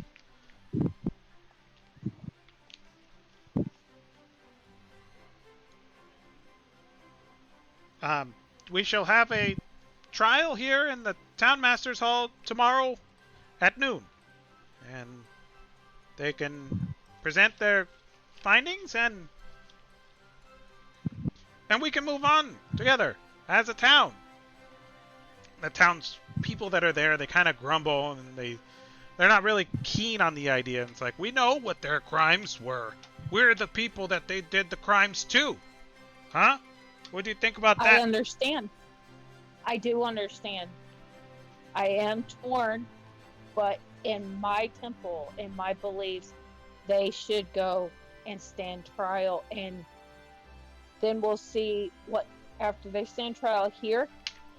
We will send them to Neverwinter, and then what they do is what they do. Give me a persuasion check with disadvantage. These guys are kind of riled up.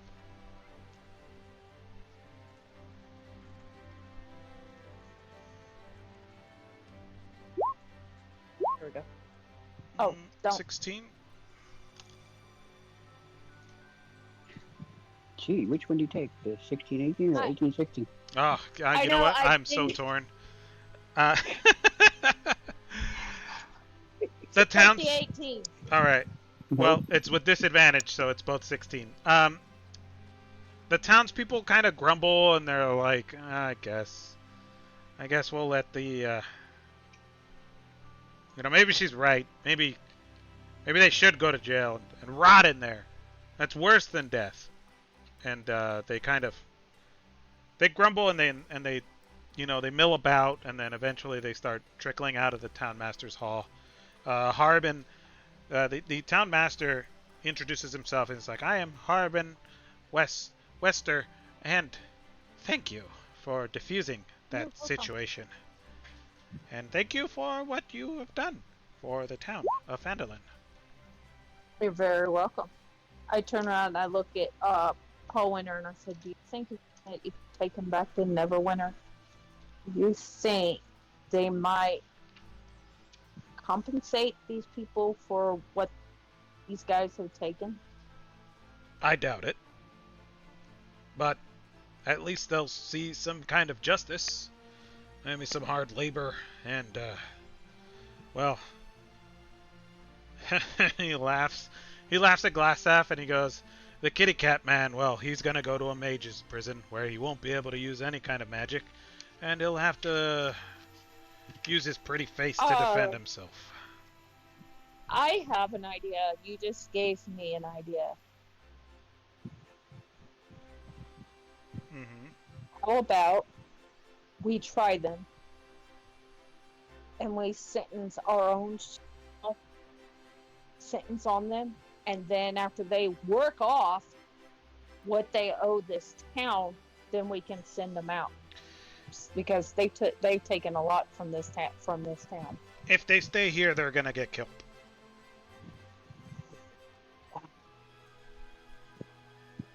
And that's what we're trying to avoid. Yeah. I get it. It was just a thought, something to pay back the city or this town. Right. I appreciate that. I'm sure the townspeople appreciate that, but I don't think that's feasible. I have a list of all the items we've recovered from there, so we can get that distributed back to the townsfolk who need it. Okay. May I have a moment with Glassstaff? Sure. Go ahead. Is there a door or anything that I have to go through? He's Or is there. it You guys are open? in a back, kind of like a back room. You're standing in there. Glassstaff is kind of tucked in a corner. Hallwinter was in the middle of the small angry mob that was kind of growing there. So you guys are in the same room. Glassstaff. Yep. And you come up here and talk to me. What do you want?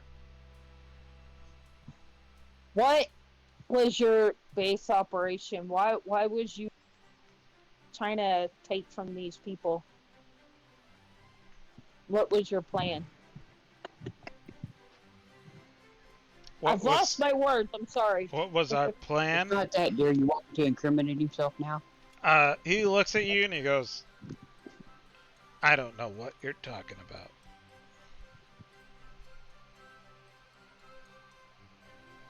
Can I have a Aren't you minute asking who the alone? spider is? Can I have a minute alone with him? Everybody leave but me and Xander, please. Hallwinter looks at you and he goes, no.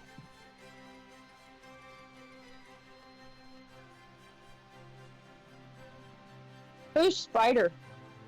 I asked class staff. Who? Spider? Doesn't ring a bell. Out of character, did we find something of his that had Spider written on Didn't it? we find out this last session? Yeah, We interrogated him. you guys did. Yeah, you guys. Yes. He gave you what he There's knows. a drow named Spider, or called the Spider. Mm-hmm. Okay. We kind of must already have got this forgot. information, love. What is Spider's plan? He shrugs. I told you this already. I'm just here. Refresh my memory, please, because I have been through a lot. I'm sorry. Slept since then. Yeah, I slept since then. Okay. I will remind you that you guys did talk to him inside their hideout.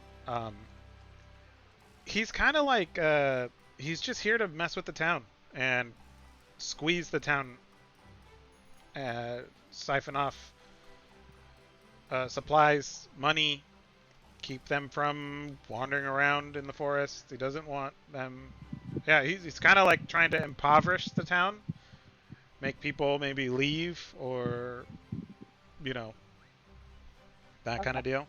Other than that, he doesn't have anything else really that he can give you. He's given you all the information that you're capable of with extracting from him. He doesn't know the location of the spider. The bugbears that you guys killed did. But yeah. So, are we thinking that he's got more information than what he's letting on? Give me an insight check. Well, he just said. Never mind. I'm saying out of character. No. Out of character. No, out of character, no. Okay. This is the extent of his knowledge. So the way the criminal organization works is he is like just a cog. He's a piece. It's the word is in my brain and I can't get it out. He's like He's a basically like a cell that doesn't know exactly. anything other Thank than you. what gets told. Yeah. He He's does a what pawn. he's a pawn. Yeah. All right. All right. Thank you for your time and refreshing my memory. Mm-hmm. I will leave you here. My advice is don't try to leave. And he looks at you and he goes, "Meow, why would I want to do that?" I look at him. I said, "Funny." Because if you leave, it's going to be bad for you. I gathered as much. All right. And so, look at Xander and says, "Is there anything that you want to talk to him about, or do you think you're good?" Xander will stare daggers at Pretty Boy and just nod, saying, or shake his head. Sorry, I was like, which direction is the no again? Like, oh yeah, shaking head. Okay, all right. He shakes. You shake your head in disgust at this guy, and all right, you guys got to testify at his trial. I go to the town master and I say, did he have anything on him that we haven't taken, or any of the others have anything on them that might be worth something that we could split up, try to Pretty give much. some back to the town? No, Pretty much you guys. stripped him good. Yeah, you guys basically Okay. just left him with the clothes that he was wearing. You took everything of value off of him, and as how we started the session, you guys took like a bunch of the equipment and whatnot that was in there. All the supplies and stuff that you guys didn't take are still in there, and I'm sure the townsfolk will go and So I said I wrote them. Yeah. Them down. Right. Yeah. Sorry, I forgot. Okay. No, that's okay. I look back at Hallwinter and I said, "Do you have a wagon?" Yeah, the wagon we came in on, or you guys came in on, right? I guess if that's yours. He never really said. But if you take the wagon and some strong men, you go in, you can search that bottom part and all the townsfolk stuff is there, what they looted. There's a lot of goods in there, so if you guys want to go get those and distribute it amongst the townfolk, you can. All right. My friend here has a list of what rooms they're all in and everything. He takes the list from you, and he thanks you. He's like, "Okay, I'm gonna stand guard over these guys. Come back tomorrow, and we'll have the papers drawn up for you. You know, all you got to do is sign them, and with that, we'll send him on his way. Okay. Merv suddenly perks up, looks over at Corny. Curious. Mm-hmm. For your magic, you use a book, right? Yeah. Write down your formulas and stuff. Mm-hmm. We never found that pretty boy's book. Yeah, I don't know. I mean, Is he a different kind of magic user? some people don't need a book. I think I've heard of what? Sorcerers, warlocks? Mm-hmm. I didn't know if you knew. No, I mean, I've come across a lot of different kind of mages and stuff, but I'm not entirely sure what to make of him. Good thing he's locked away. Yeah, he's dangerous. I'll say, that nasty little teleport he did hurt. Yeah. I've never seen that spell before. You should consider that for your formulas when you get more experience. Yeah, I think, oh, I wonder if he would teach me that. You think it's too late to ask? Who knows? I don't think they... I don't know where they're keeping him, but... I'll fill you in if you need to go and find out. Maybe. I don't know. We'll see. Continue back to my work. She goes back to her notes. I wonder what else there is we can get into in this town. I don't know.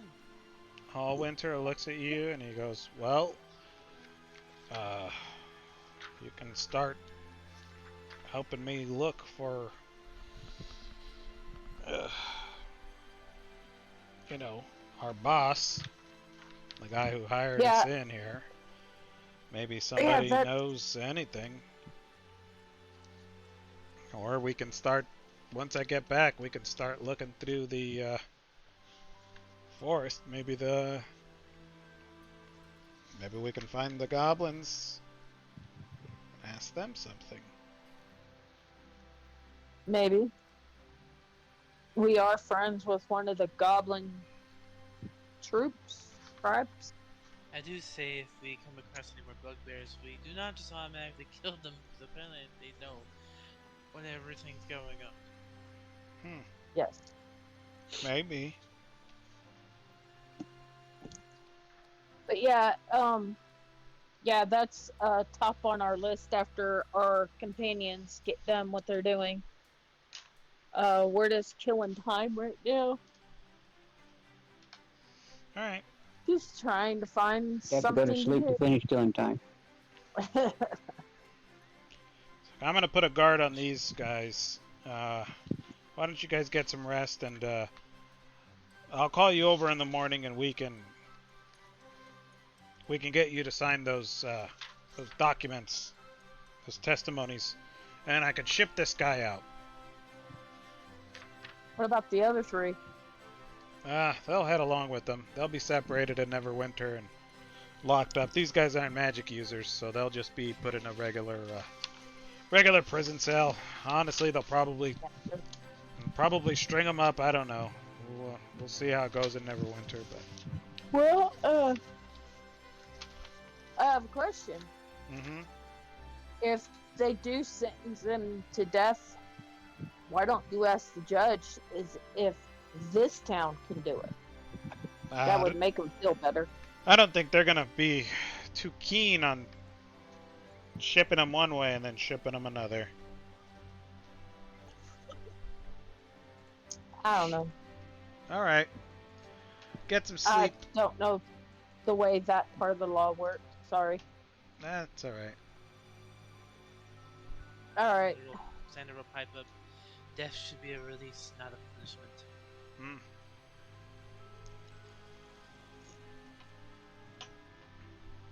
Cool beans. I look at Xander and say, sometimes mortals have got to die to get the final judgment at Apollo.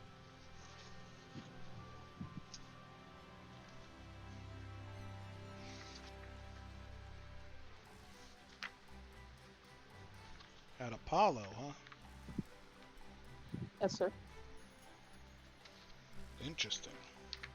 I stay your respects for Apollo, but I'm not one for gods myself. I understand.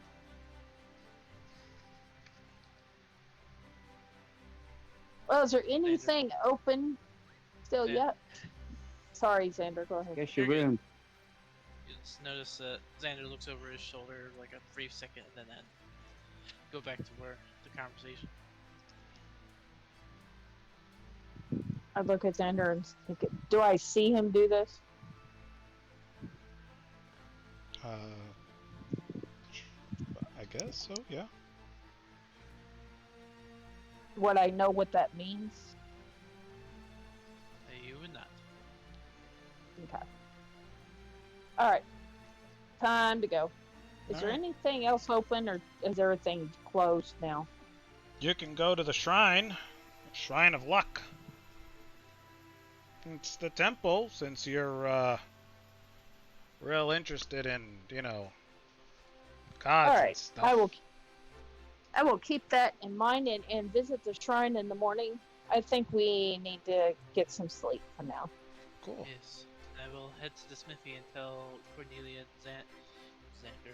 God damn it. Merv about the if they would like to testify as well. See, it's Nobody not just ever knows me. It's not just me who gets the names mixed up. Dude's getting his own name mixed up. I with know, me. right? What the hell's up with that? That's funny. Everybody just wants to look be at- you, alright?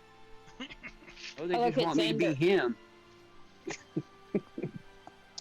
I look at Xander and say, you go tell them I'm going to go ahead and I guess I'll just retire. Alright. So you guys go back to the hotel. Excuse me. You guys go to sleep. Merv and Cornelia are at the smithies all night. Lom is in the farm all night. Yes. And, okay, it's morning time. You guys have a nice, long sleep. Just as let's see. dawn starts breaking, I will insert the gem into one, insert 6 stones in the chest of the other one, Mm-hmm. the bigger one, and that's in a pentagon with lines coming from each of the little corners to the center for the stone in the center. That's what those 6 stones were for. Alright. Cool beans. And that's when they will come to life. Ooh, fancy. So you want to describe your creation to us? Like, what is it exactly? I'm at the shrine. I'm at the shrine doing Okay. my morning This- stuff.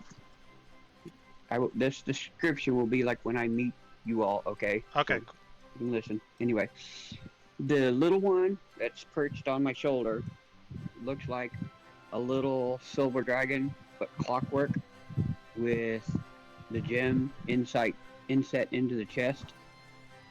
It's kind of got a little bit of a thrumming going on.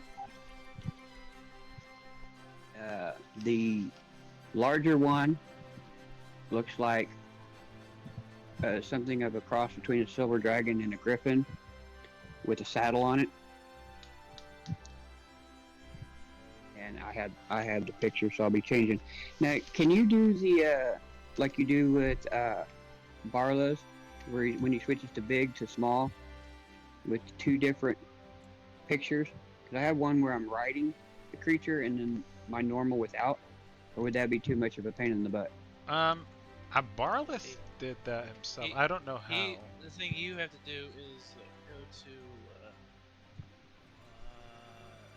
settings. Where is it? No, not settings. That little thing next to the settings where it has macros.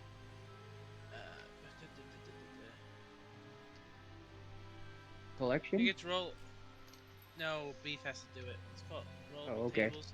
You'll have to take the two separate tokens, make them into a rollable token, and then put them both in there. Put that on the field, and then assign that token to his character sheet, and then you'll be able to do the flip-flop thing, like I do with Carlos. The Beef will have to do it. Okay. We can do that after game so that we can. It's fine. Yeah. Yeah. All right. So we can go through that.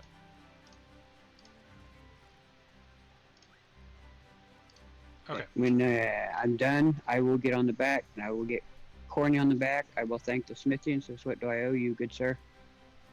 If there's any metal left, obviously it goes to him. He yawns. It's been a long night working the bellows and helping you create this big,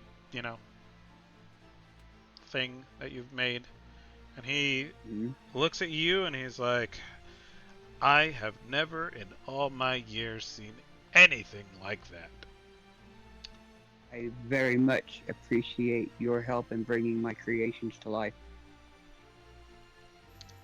He stretches deep and he's like, little kobold, I guess you're not all that bad after all. I try. Thanks for letting me help you and learn a thing or two myself. My pleasure. Gets down to your level and he extends his hand. And I will take it with both of mine and shake it heartily. And he's like, I'll say we're even on this one. Just next time you want to do any weird tinkering stuff, bring it on over here and we'll knock it out together. What do you say? You bet. All right. And I think we're going to stick around and help protect this town even more. I feel so. There's more to this. We will. Good. Look forward to it, sir. And I bow. Jump on. Silverbolt. And come on, Corny. Help Corny up on behind me. All right. And we will head off to the inn. All right, Lom, what are you doing? It's morning time? It's morning time. Alright. I walk out, and I'm like, where is everybody? And I close the door. Oh, there she is. Q comes out and she's like, leaving already? Oh, I gotta make some gold. Do you know how I can make some gold around here? Well, you certainly are a hard worker. But, no, I don't know anywhere. I mean, you guys already took care of the red brands. That's kind of the problem we had here. I don't know. You can always stick around here and make a go of it. I'll think about it. Mom gives her a peck on the top of the head. Makes his way towards the smith. Okay. She stands in the door and looks at you longingly, and then she closes it.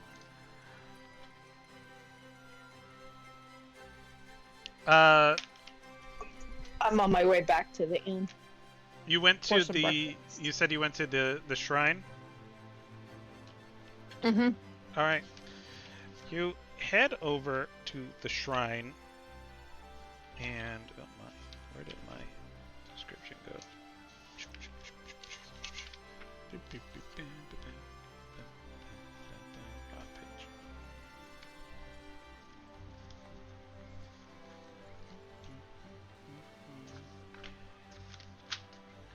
That's not it. Oh, I had it marked and now I lost it.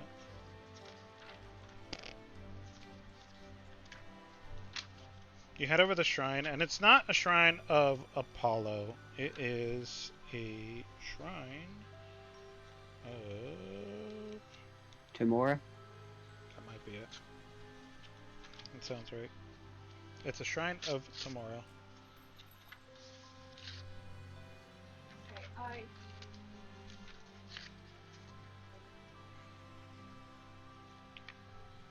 You're muted.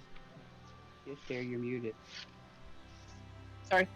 I take in, give, give attention to Tamora, the goddess of good luck. Give her reverence, I guess that's the word I'm looking for. Yeah, okay. And then I set my shield. I find, is there like a rock or big rock or something by the. Yes. I set my shield up next to the rock, Mm-hmm. and I do my morning prayers to Apollo, kind of next to it. Okay. You are...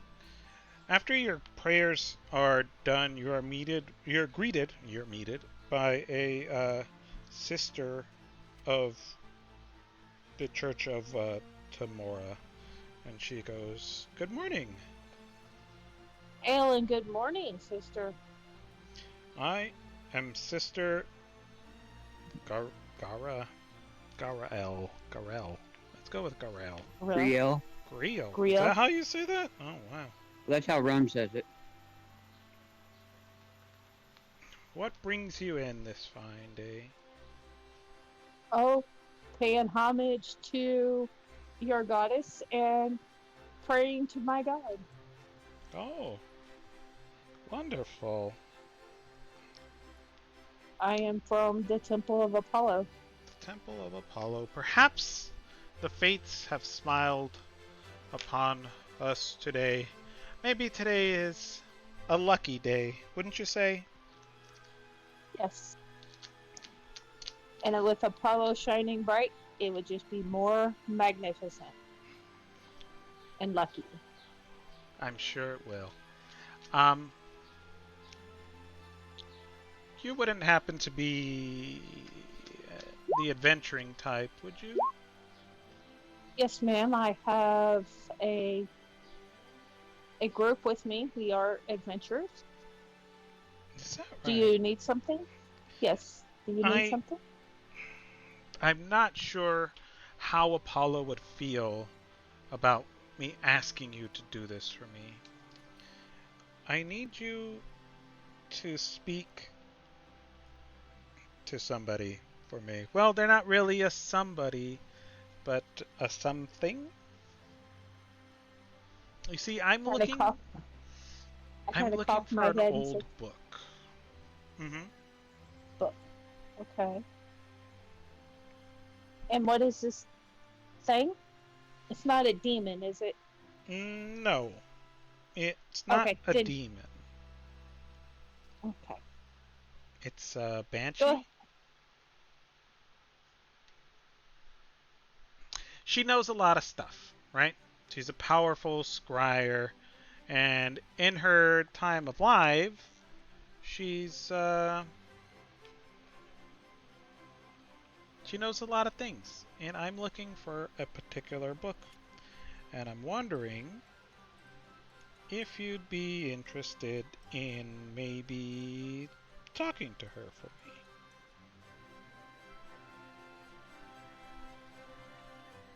Out of character, have I ever heard of a banshee? Give me a history check.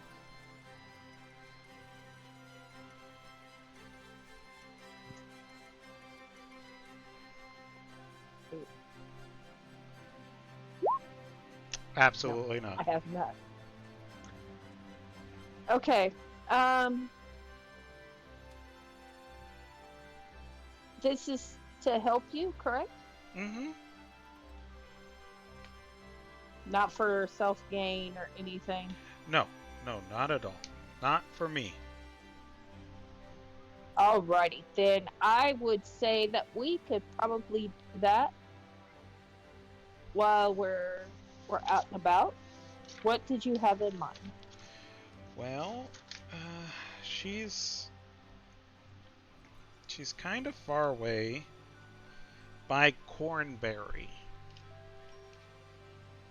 And where is this cornberry? Well, Cornberry is... It's gonna be northeast. If you follow Tribor's trail east, you'll run into Cornberry. All right. Is that the way we gotta go to talk to the goblins? That way? That would be opposite of the goblins. Okay. And what would we need to do? She shows you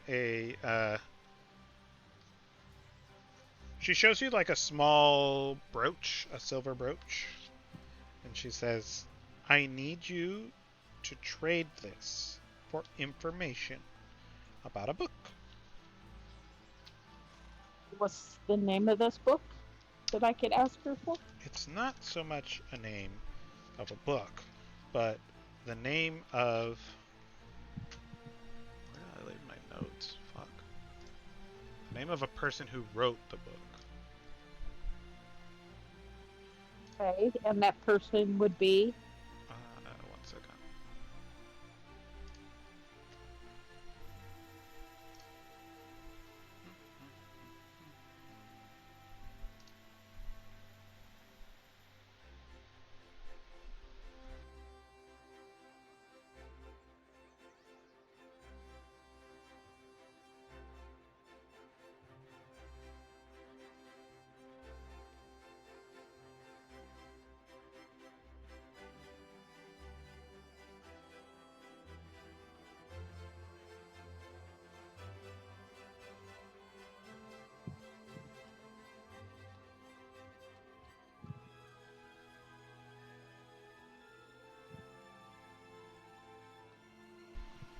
The person is Bow Gentle, and it's his spell book.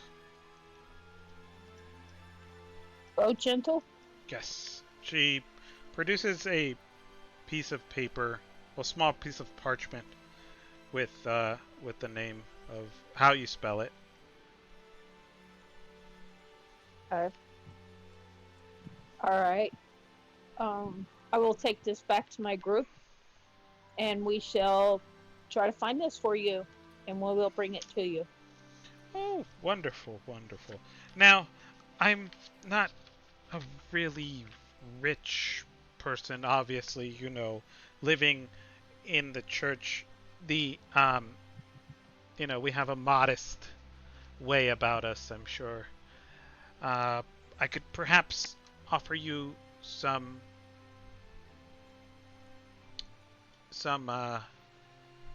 healing potions as payment, and a small stipend. Stipend? Yeah, a small token of appreciation from luck. I think that will be quite adequate payment.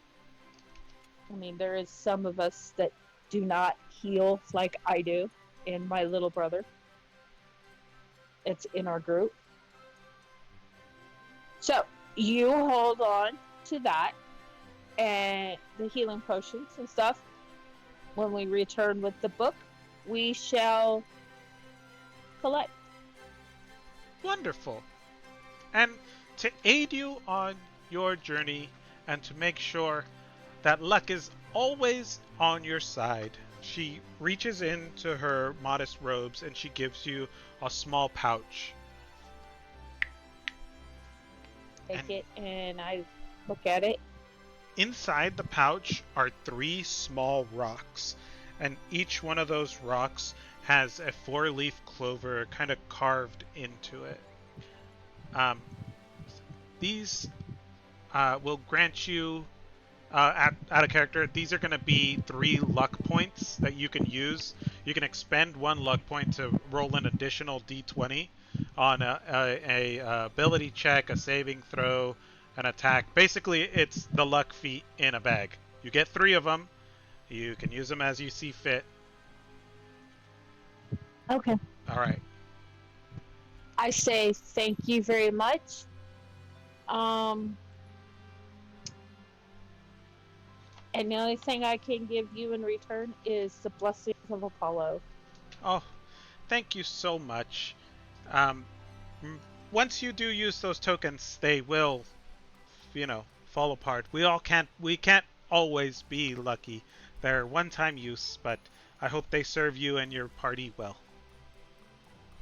Thank you. And then, is it to give her a blessing? Can I put a flare up my own little Absolutely, flare you on it? can. Yeah. I take and pick up my shield, put my arm into the little things, Don't bash her over and the head with that. and it glows. It glows, and I raise my hand up to the ceiling or up to the sky. My hand glows bright as the sun, and I put it on her head and say, "The blessings of Apollo be upon you. Add it to your luck, and you shall have a shiny, bright day." She smiles And at she you. feels, Uh-huh. and she feels warm. She feels warmth going through her body. Oh, cool. Okay. She smiles at you and she says, "Thank you so much. And may Apollo bless you in turn." Thank you. I take the amulet, take the bag, and I tell her good morning, and I will be off to the inn to get some breakfast. Wonderful.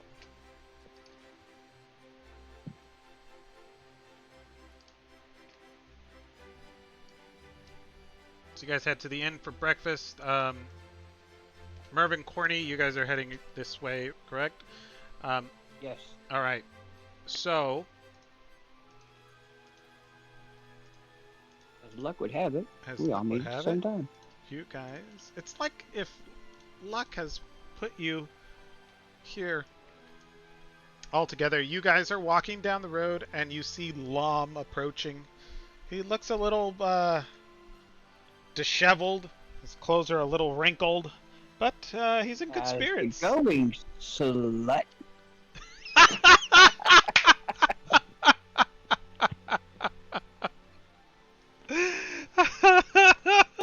That came from the Big Bang Theory. Oh my Yeah. god, that is hilarious. So they build a contraption, right? Yes, they build a contraption. Do I know Two of what them. it looks like? You walk Looks like up and it's got a cross between a silver dragon and a griffin, the one that Merv and Corny's riding, and then I got a little silver dragon on his shoulder. All right. As Mom walks up, he stops in his track, looking in disbelief. He's like, "What is this?" This is my new invention. Why'd you wait so long?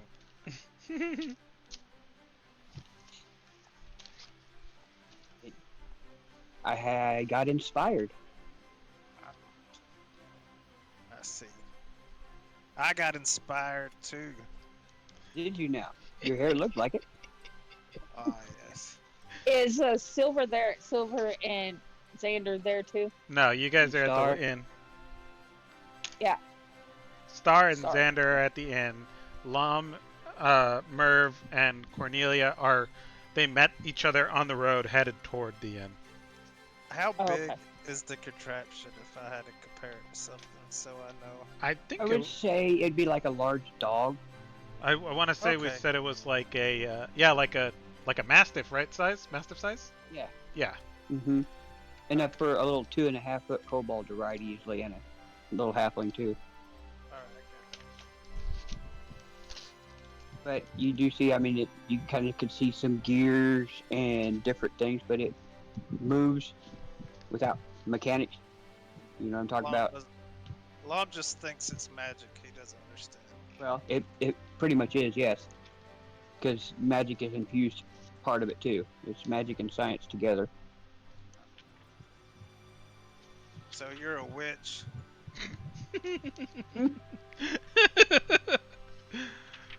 Now, Corny, he might, don't take offense at that.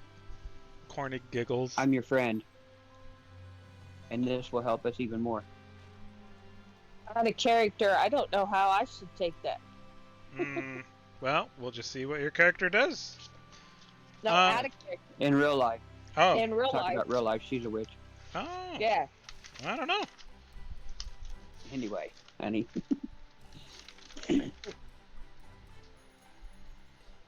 Shall Okay. we go get some breakfast? You look like you could use some too.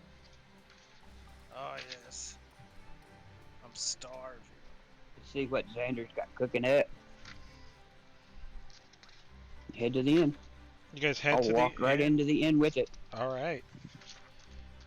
You head to the inn. Xander, what are you cooking up today? Probably some eggs and some hash browns. Eggs and hash If there's browns. enough. If there's enough in the kitchen. Yeah. All right. So you're cooking up eggs and hash browns. What, continental breakfast style? You doing like a buffet? Pretty Or... much. All right. Pretty much, yeah. Fantasy Waffle House. Pretty much. Fancy Waffle House. All right. Give me that. You're a little more comfortable in this kitchen now. Give me that performance check. I'll give you advantage on it. Alrighty.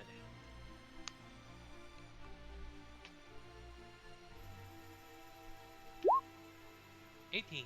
18. Your eggs are fluffy and your hash browns are crispy. Everybody's loving it. Nice. Yee. Yay! All right. You guys walk in. You see Xander setting up his continental breakfast bar. Maybe a waffle station. Who knows? Is there pancakes? I don't think they know what a waffle is. Hey, big Back brother. It's like a fried How's it going? bread kind of deal. Yeah. This? Look. Did it! I was wondering when you'd be able to do that. Congratulations!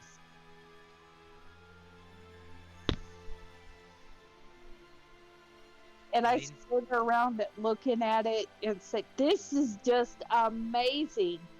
And then I look I at was Xander. well inspired.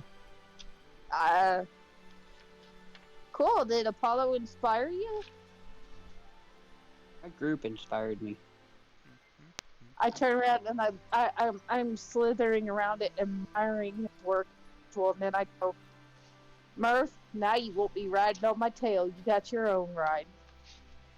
And laugh. And I said, "Oh, you got one on your shoulder too. Cool."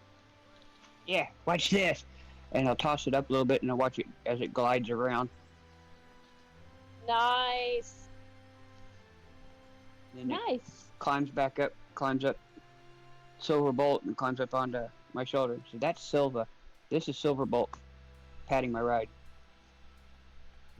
Pat it too, and scratch the dragon under the chin. They're cute, Murph. Well, They're not meant to be cute.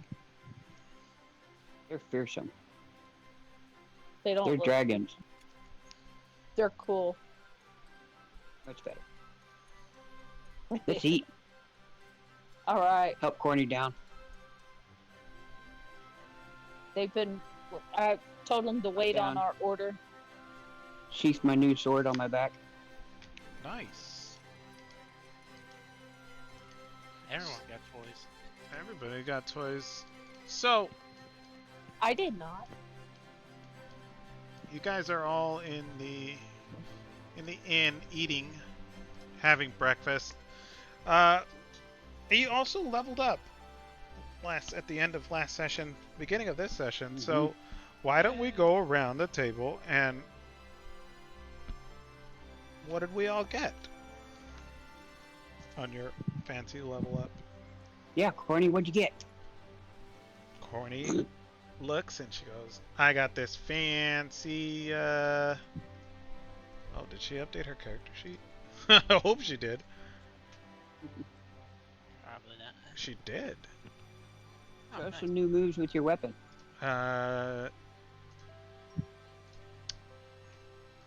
Holy moly. She's like, I got a bunch of spells, you know, learning some cool things.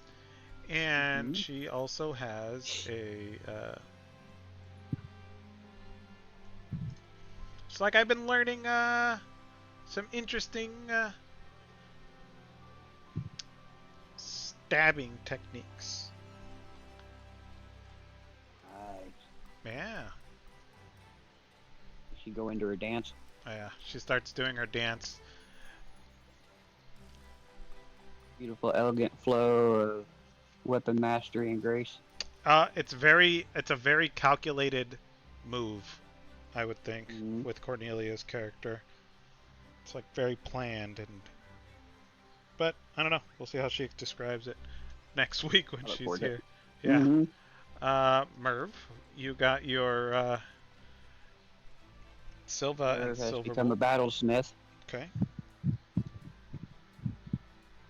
And this is my steel defender and my homunculus. Cool beans.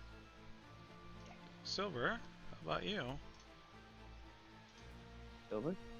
Sorry, Star? excuse me, Star. Are we in character or out of character? Out of character. Out of character. Oh, Star got a new healing spell and a spiritual weapon. Okay, cool. Nice. Lom, how about you? Lom got improved. Laid. critical. He got what? Nice.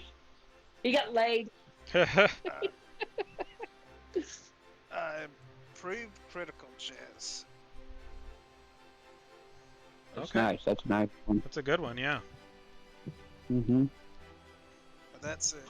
That's it? Alright. Keep it simple, huh? What about Xander? Besides his wonderful cooking skills, is there anything interesting that Xander has developed? Definitely out of character. Okay. Definitely in character. Sandra wouldn't say nothing out of character. I finally got my full order, and now I can transform into my hybrid form. Cool beans. I also gained heightened senses, which when I use my sense of perception checks, hearing or smell, I gain advantage on wisdom perception checks. Heck Very yeah. nice. That's cool. Hey, That'll be useful. yes, Does yes. that help you keep from being surprised too? Y'all want to see what this hybrid form looks like? Yes, actually. I don't know if that keeps you from getting surprised. I don't think it does. I think it's just advantage on the check, if I'm not mistaken. Oh, okay. No, it's advantage on sight and smell perception checks. Right, yeah. Yeah. So it'll look like this, and then the IRL picture is what he's based on. Is this going in the Discord? Yeah, it's gonna be in Oh, the okay. Gaber's D&D art. Yeah. And since Silver and them can't see it, he instead of like a traditional like wolf lichen, he is more of a Egyptian African painted dog. So he's got big fluffy ears and stuff. And Ooh, kinda got the pattern, pretty. but it's more muted. That's cool. I like Yeah. that. I also get claw attacks. I can use my dex and my damage, and they can slash you. And I can also do my my crimson right thing in my claws, so I can also give them light if I have to.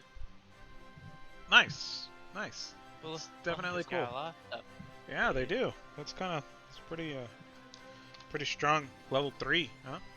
Pretty much, and yeah, and if I'm hybrid form, if I start with my turn half my health, I roll a wisdom save to. And if I fail it, I attack the nearest person next to me. One attack. Okay. Yeah. That's I think good the to know. DC is like it's called Bloodlust. The DC is 18 Wisdom saving throw. Yeah. Oh, okay. Wow, that's a really high DC. Holy shit. Okay. DC 8. Oh, 8. I thought I heard 18. I was like, what the fuck? No, Like, you know, start mauling people everywhere. All right. Yeah, if you have an extra attack feat for using. Hey. It does an extra attack if you have extra attack feature? Wow. No, it says if you have the extra attack feature, which that's 5, you can choose whether to use the. So pretty much, I'll still have like I'll have my attack. If I frenzy attack, I'll have my attack. Mhm. That's like level 5 for. Level 5, you get extra attack. Yeah, yeah. All right, cool beans. I like that. That sounds awesome. You And guys. if I'm near multiple people, I have to roll. I have to roll to which one to get. Well, you roll to determine. Yeah. Okay. All right, I'll keep that in mind. Merv, what is your defender do? Hold on, trying to put the pictures up. Yeah. Oh. Also, sorry, I also have Resilient Hide, which Be right back. resistance to bludgeoning, piercing, and slashing damage from non-magical attacks made and not made of silver weapons. Okay. Cool beans. And if I'm not wearing heavy armor, I have +1 to AC. Okay. So yeah, oh shit, my AC is 17 now. 17 AC, yeah.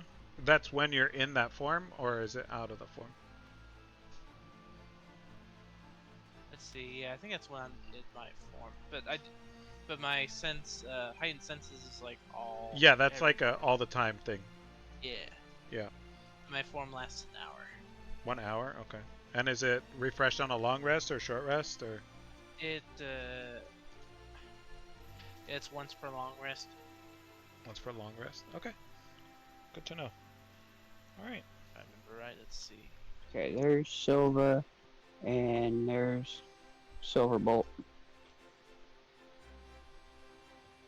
Nice. Merv on Silverbolt. My Steel Defender. The Homunculus works pretty much like a familiar. Okay. They both will have my initiative, so whatever I roll is their initiative, but they will go after me.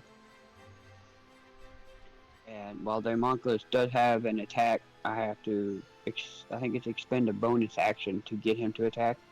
Same with the Steel Defender. I would have to use a bonus action, but the Steel Defender is always vigilant. It can't be surprised. Oh, okay. They all both understand my languages. Being constructs, they immune to poison, immune to charmed, exhaustion, and poison effects. 60-foot dark vision. I can repair them both with a mending spell. That's why I took that. Oh, okay. And the defender actually has a reaction just like Lom's. The defender imposes a disadvantage on the attack roll of one creature it can see that is within 5 feet of it, provided the attack rolls against a creature other than the defender. That's a nice little defensive ability. Yeah, that's definitely cool. That's very interesting. And does it regain hit points normally, or is it only with the mend spell? Does it regain hit points on like a short rest or long rest? I want to say it can regain. It repairs. It has repair 3 times a day. Oh, okay. Defender restores 2d8 plus proficiency bonus hit points to itself, or to one construct or object within 5 feet of it. Uh-huh. The homunculus has to be repaired with mending. Of course, the poor homunculus only doesn't have a lot of hit points. Has 6, Mm-hmm. whereas the defender's got a decent amount. All right. So I look forward to doing these. Yeah, when I researched the artificer and went down this line, I know Dex had let me know about the goblin mech warrior Mm-hmm. thing that an artificer can make if they go the armor route, which they're really cool. But I really got turned on to this battlesmith. Yeah, battlesmiths also. They're all. I think pretty much any subclass of artificer is pretty good. Yeah, they're all pretty good. You just gotta flavor it and run with it. And Yeah. I thought, okay, kobolds tend to really like dragons. They worship them and stuff like that. So I went with that theme. It felt fun.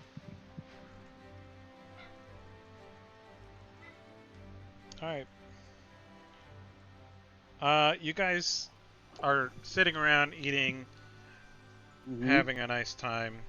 Silver. Anyone gonna talk to us? Maybe Star? Silver has, or Star. Excuse me. I keep Silver. My brain is not in my She head did that today. earlier. She said it. She If you did. got You it. know I what? She put did. that. She put that earworm in my head. Do you got anything to share with the group, or are you gonna keep that to yourself? I'm going to share it with the group. Okay. We have a job. If you guys want to go do it, we're looking for a book. We got to go to talk to a being called a banshee. Get information about a spell book. I look at Merv and Corny. A spell book, Corny says. Ooh, Mhm. that's piquing This my spell book, I thought it was interest. just a book written by this guy. Oh, she said spell book, She did say spell Did book. she? Mm-hmm. Okay. I didn't catch that. Sorry. It's okay. and I relay all the information that the sister told me to the group. Okay. Is this all we have on the agenda then? Right now. No, Hmm? we are waiting for paperwork so we all can go testify against Blinky and his ruffian friends. Blinky and his ruffian Blinky. friends. Okay. Glassstaff. Last Day up. this Saturday morning. As you guys finish your because he teleported. As you guys finish your breakfast, All Winter comes in and he presents you with your they're not affidavits, they're basically your statements pre-written, like all the offenses that have been taken against the town listed out. They've worked them through, it's like extortion, murder, racketeering, theft, grand theft, all kinds of stuff. Like, it's a long list. It's like Can I these add are. to the end of that? He hurt my feelings.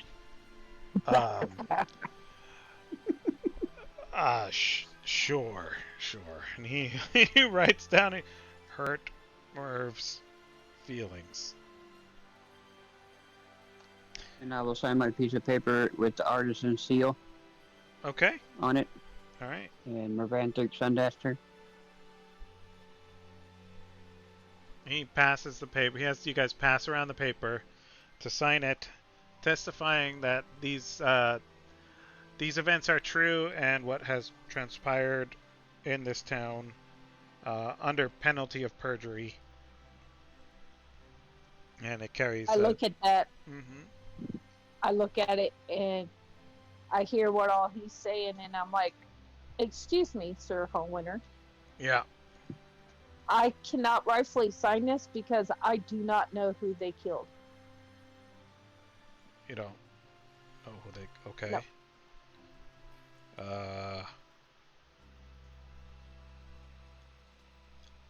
Or did I miss that? You don't know who they killed. So you guys haven't been everywhere in town, but I mean, it's like, okay, if you don't feel comfortable, I won't force you. I mean, Now I can vouch for almost all of this, but as for murder, I have no idea who they murdered. Could you enlighten us on that so I can feel more comfortable? sure. They killed the woodworker's husband because he didn't want to pay protection money. They dragged him out into remember that? They dragged him out into the middle of the street and they bashed his head in. Some of them even bragged about that they would do that. Remember the old guy that we stopped him from doing it to? Yeah. They threatened to do it to him. They did. Okay. Okay, so I don't see attempted murder on here, but I will sign this. And Attempted murder. they tried to murder. What was it? The old man at the They market. threatened. It's Well, just a threat. yeah, they extorted him. They They didn't put attempt. It's extortion, dear. yeah, I guess I could put attempted murder on you guys because they weren't trying to kill you after all. All right, let me get this edited. I'll bring it back and you guys can initial it. Just hang out here. It won't be but a couple minutes. Any other concerns, Lady Star? No, the rest of it I agree with. All right, let me go get that taken care of. These are official documents after all. We should take them seriously. We're trying to do right. We should do it right. He goes and he, after like 30 minutes, he comes back and he's like, all right, here you go. Attempted murder. And he has you initial and he has you initial the edits at the bottom. Okay, I take my seal of Apollo and put it on there to show that I am being very truthful. And in the eyes of Apollo, everything I see on here is completely true. Wonderful. All right, cool. He takes it and he says, thank you. I'll get these guys Hungry carted all winter? off. Yes? Hungry, all winter? Yeah, I could eat. I could eat. It's been Go a long take those night. papers back. Go take those papers back and come up. Xander will scoop him up a big old thing of scrambled eggs for him. Oh. And I look at Xander. I said, make a plate for the smithy. That's what For he's doing. all of his hard work. Oh, for the No, smithy. the smithy. Oh, okay. I was doing for hot winter, and yeah. Yeah. Do it with the Yes, smithy. Because Please. the He smithy was an took amazing his- help. Mhm. Okay. Along with Corny, and I wink at Corny. Corny laughs. She's cleaning her rapier. She's very, she's all about it right now.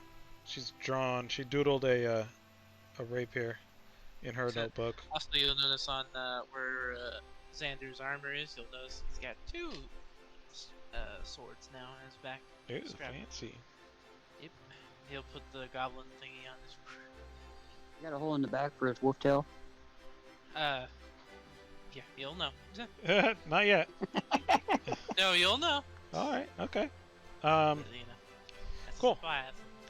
Hallwinter takes his plate and to go. He's like, thank you. And he heads out the door to cart off these guys to Neverwinter. And I asked if I asked the guy at the bar, said, could this be delivered to the smithy? He looks over at Xander and he goes, why don't you ask my new assistant? I could run it up to him Okay. Allow me. Allow me, Murph. as I'm slaving away in the kitchen. Yeah. Xander, I'll take care of it. Okay. Here. It's like this guy's Hey, a Murph, little bit of a slave driver, it seems. Okay. Murph, don't- Curious, Merv, is your battlesmith like actual silver?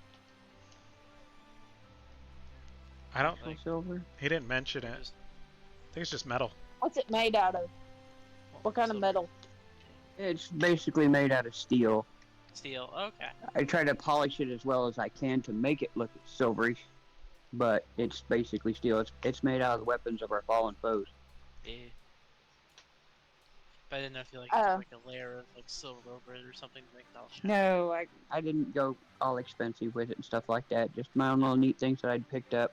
And like I said, I will polish it to make it look as shiny as possible, but it's not going to be true silver. Okay. He'll Even put though the picture shows it. Yeah. He'll put the food in the bag and put the bag on the little floating griffin thing. And then he'll pat the griffin hesitantly and then I asked- pat it normally. Mhm. Mhm. I asked the bartender, do you happen to have coffee? Yeah, I could get you some coffee. And he looks I want over that at. for the smithy. Okay, and he goes, Xander, put on a pot of coffee. Yes, Smithy- boss. Smithy Alright. wants ale. Well, I'm going to send him both. Okay, Smithy wants ale. Merv will take the coffee. all right.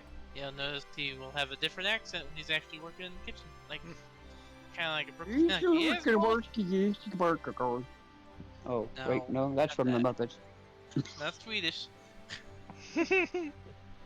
There we go. He knows. He knows elemental. Elemental is now the Swedish fact. Oh, in jeez. your setting. I'm sorry. Okay. It has to be done. It is what it is. Sometimes you just have We to see go. a storm. We see a storm elemental go hinga hinga hinga hinga. Dinger dinger dinger. Happy Leaf Erickson Day. Have fun storming the castle. All right. You guys send over food to the smithies. You finish up your breakfast. We can make a shit ton of gold if we actually started up an Uber Eats thing in Vandal. You probably could. I mean, battles- Star's starting her own food delivery service over here. If you're still Defender as a little tutor. Yeah. She's gonna charge more during breakfast hours and whatnot. Still, Defender's got a better moon rate than all of us. He's at a 40. My goodness. Mm-hmm. Yeah, in my head it like floats in my head, and I hear like the Jetsons like doo doo doo doo doo doo doo noise. Oh, from like Star Wars? No, from the Jetsons. Oh, The okay. car goes doo doo doo doo doo doo. That little like high pitched like. Yeah, It will okay. not Yeah, be that. Elroy. Yeah. I looked at everybody. Said, "Where do you think we ought to start looking for Hallwinter's boss? The elf or the dwarf?" So do you think Hallwinter has information concerning that? I don't know. I haven't talked with him. I What'd he haven't say? either. I haven't really talked to him. I just went to talk to Glassstaff. Isn't Hallwinter like at the table having breakfast with you guys? He took his meal No, to go. he took it to go. Oh, he took it to go. Oh, never mind. Okay. I'll tell the guys. You sit here and finish your breakfast. I'm done. I'm gonna go talk to Hallwinter and see what he thinks of where they might have taken Gundren. Is that his name? Gundren, Yes. the boss Mhm. man. Yes. Wow. Gundren. You Yeah. remembered. All right. So I go to the last place I knew where he was at the Town Master's Hall. And I go in. And do I see a desk or anything with As somebody you- sitting behind it? As you walk up to the town master's hall, the prisoners are being loaded into a cart. Their hands are bound, and Glassstaff's mouth is gagged. You see Hallwinter, and he's kind of going over, checking their shackles, and making ready for the long road to Neverwinter. And he looks up and he says, "Star, what can I do for you?" I just have a few questions, if you don't mind, before you head out. Sure. It's concerning Gundren. Yeah. What about him? Do you have any idea where they might have taken? Any clue at all? Where we can start looking for him at? I don't, unfortunately. Is this like a mining town or anything? Well, Or just a little town? he kind of leans against the cart and he's like, "Phandalin used to be a very prosperous town. I mean, years ago. Now it's not much more than a small hovel on the way, off in the backwoods. I'm not entirely sure what caused that. I'm sure, the red brands and all kinds of ruffians and whatnot coming through have caused its downfall. I mean, Well, I mean, that place we delivered supplies to, we was delivering mining supplies. Do you know anything about that? I don't know where they were getting sent to. No, ma'am. I mean, Well, maybe I can ask them. Maybe we can look to see if we can find a mine if there is one, and maybe we could find him there. Maybe. Maybe, yeah. Well, I will let you get to it. I hope you enjoyed your breakfast. My brother made that for you. Yeah, it was pretty good. It was pretty Yeah, good. he cooked like that for us all the time. Oh, well, I'll think about it while I'm on the road. I don't think I'll be having a fresh breakfast like that anytime soon. Well, as long as we're here in Fandolin and he's cooking, you will. Well, thank you for everything you've done so far for this town, and I hope you guys stick around. It's nice having good, strong people like you helping us Well, stay safe. we're not. You two, we're not planning on leaving anytime soon until we can get Gundren found. All right.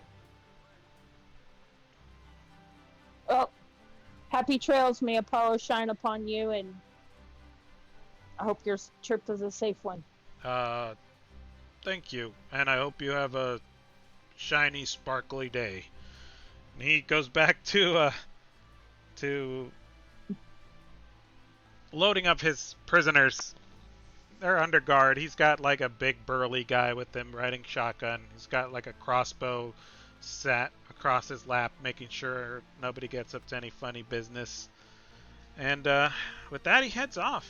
And I think with that, we'll call it a night. And we'll see what y'all get into next week with that Banshee quest. Thank you guys for playing with me. And having fun and doing weird things. It was more of an RP day, I guess, since Cornelia wasn't here. And I hope you guys are okay with that. All right, good. Oh hell yeah! I had a lot of fun. I got to do a lot with my artificer. I appreciate that. Yeah. Hope it didn't bore everybody too much. I had a great time. I like writing down all your guys' stuff, and I would like to pick your brain just a little bit with the question after. So if you'd stick around. Me? Yes. Sure. Cool beans. Alright guys. Thanks for whoever's out there in Twitch land. Thanks for watching. Thanks for listening to us. And thanks for playing. Thanks for running. Yeah. Thank you. Bye. Bye. Bye.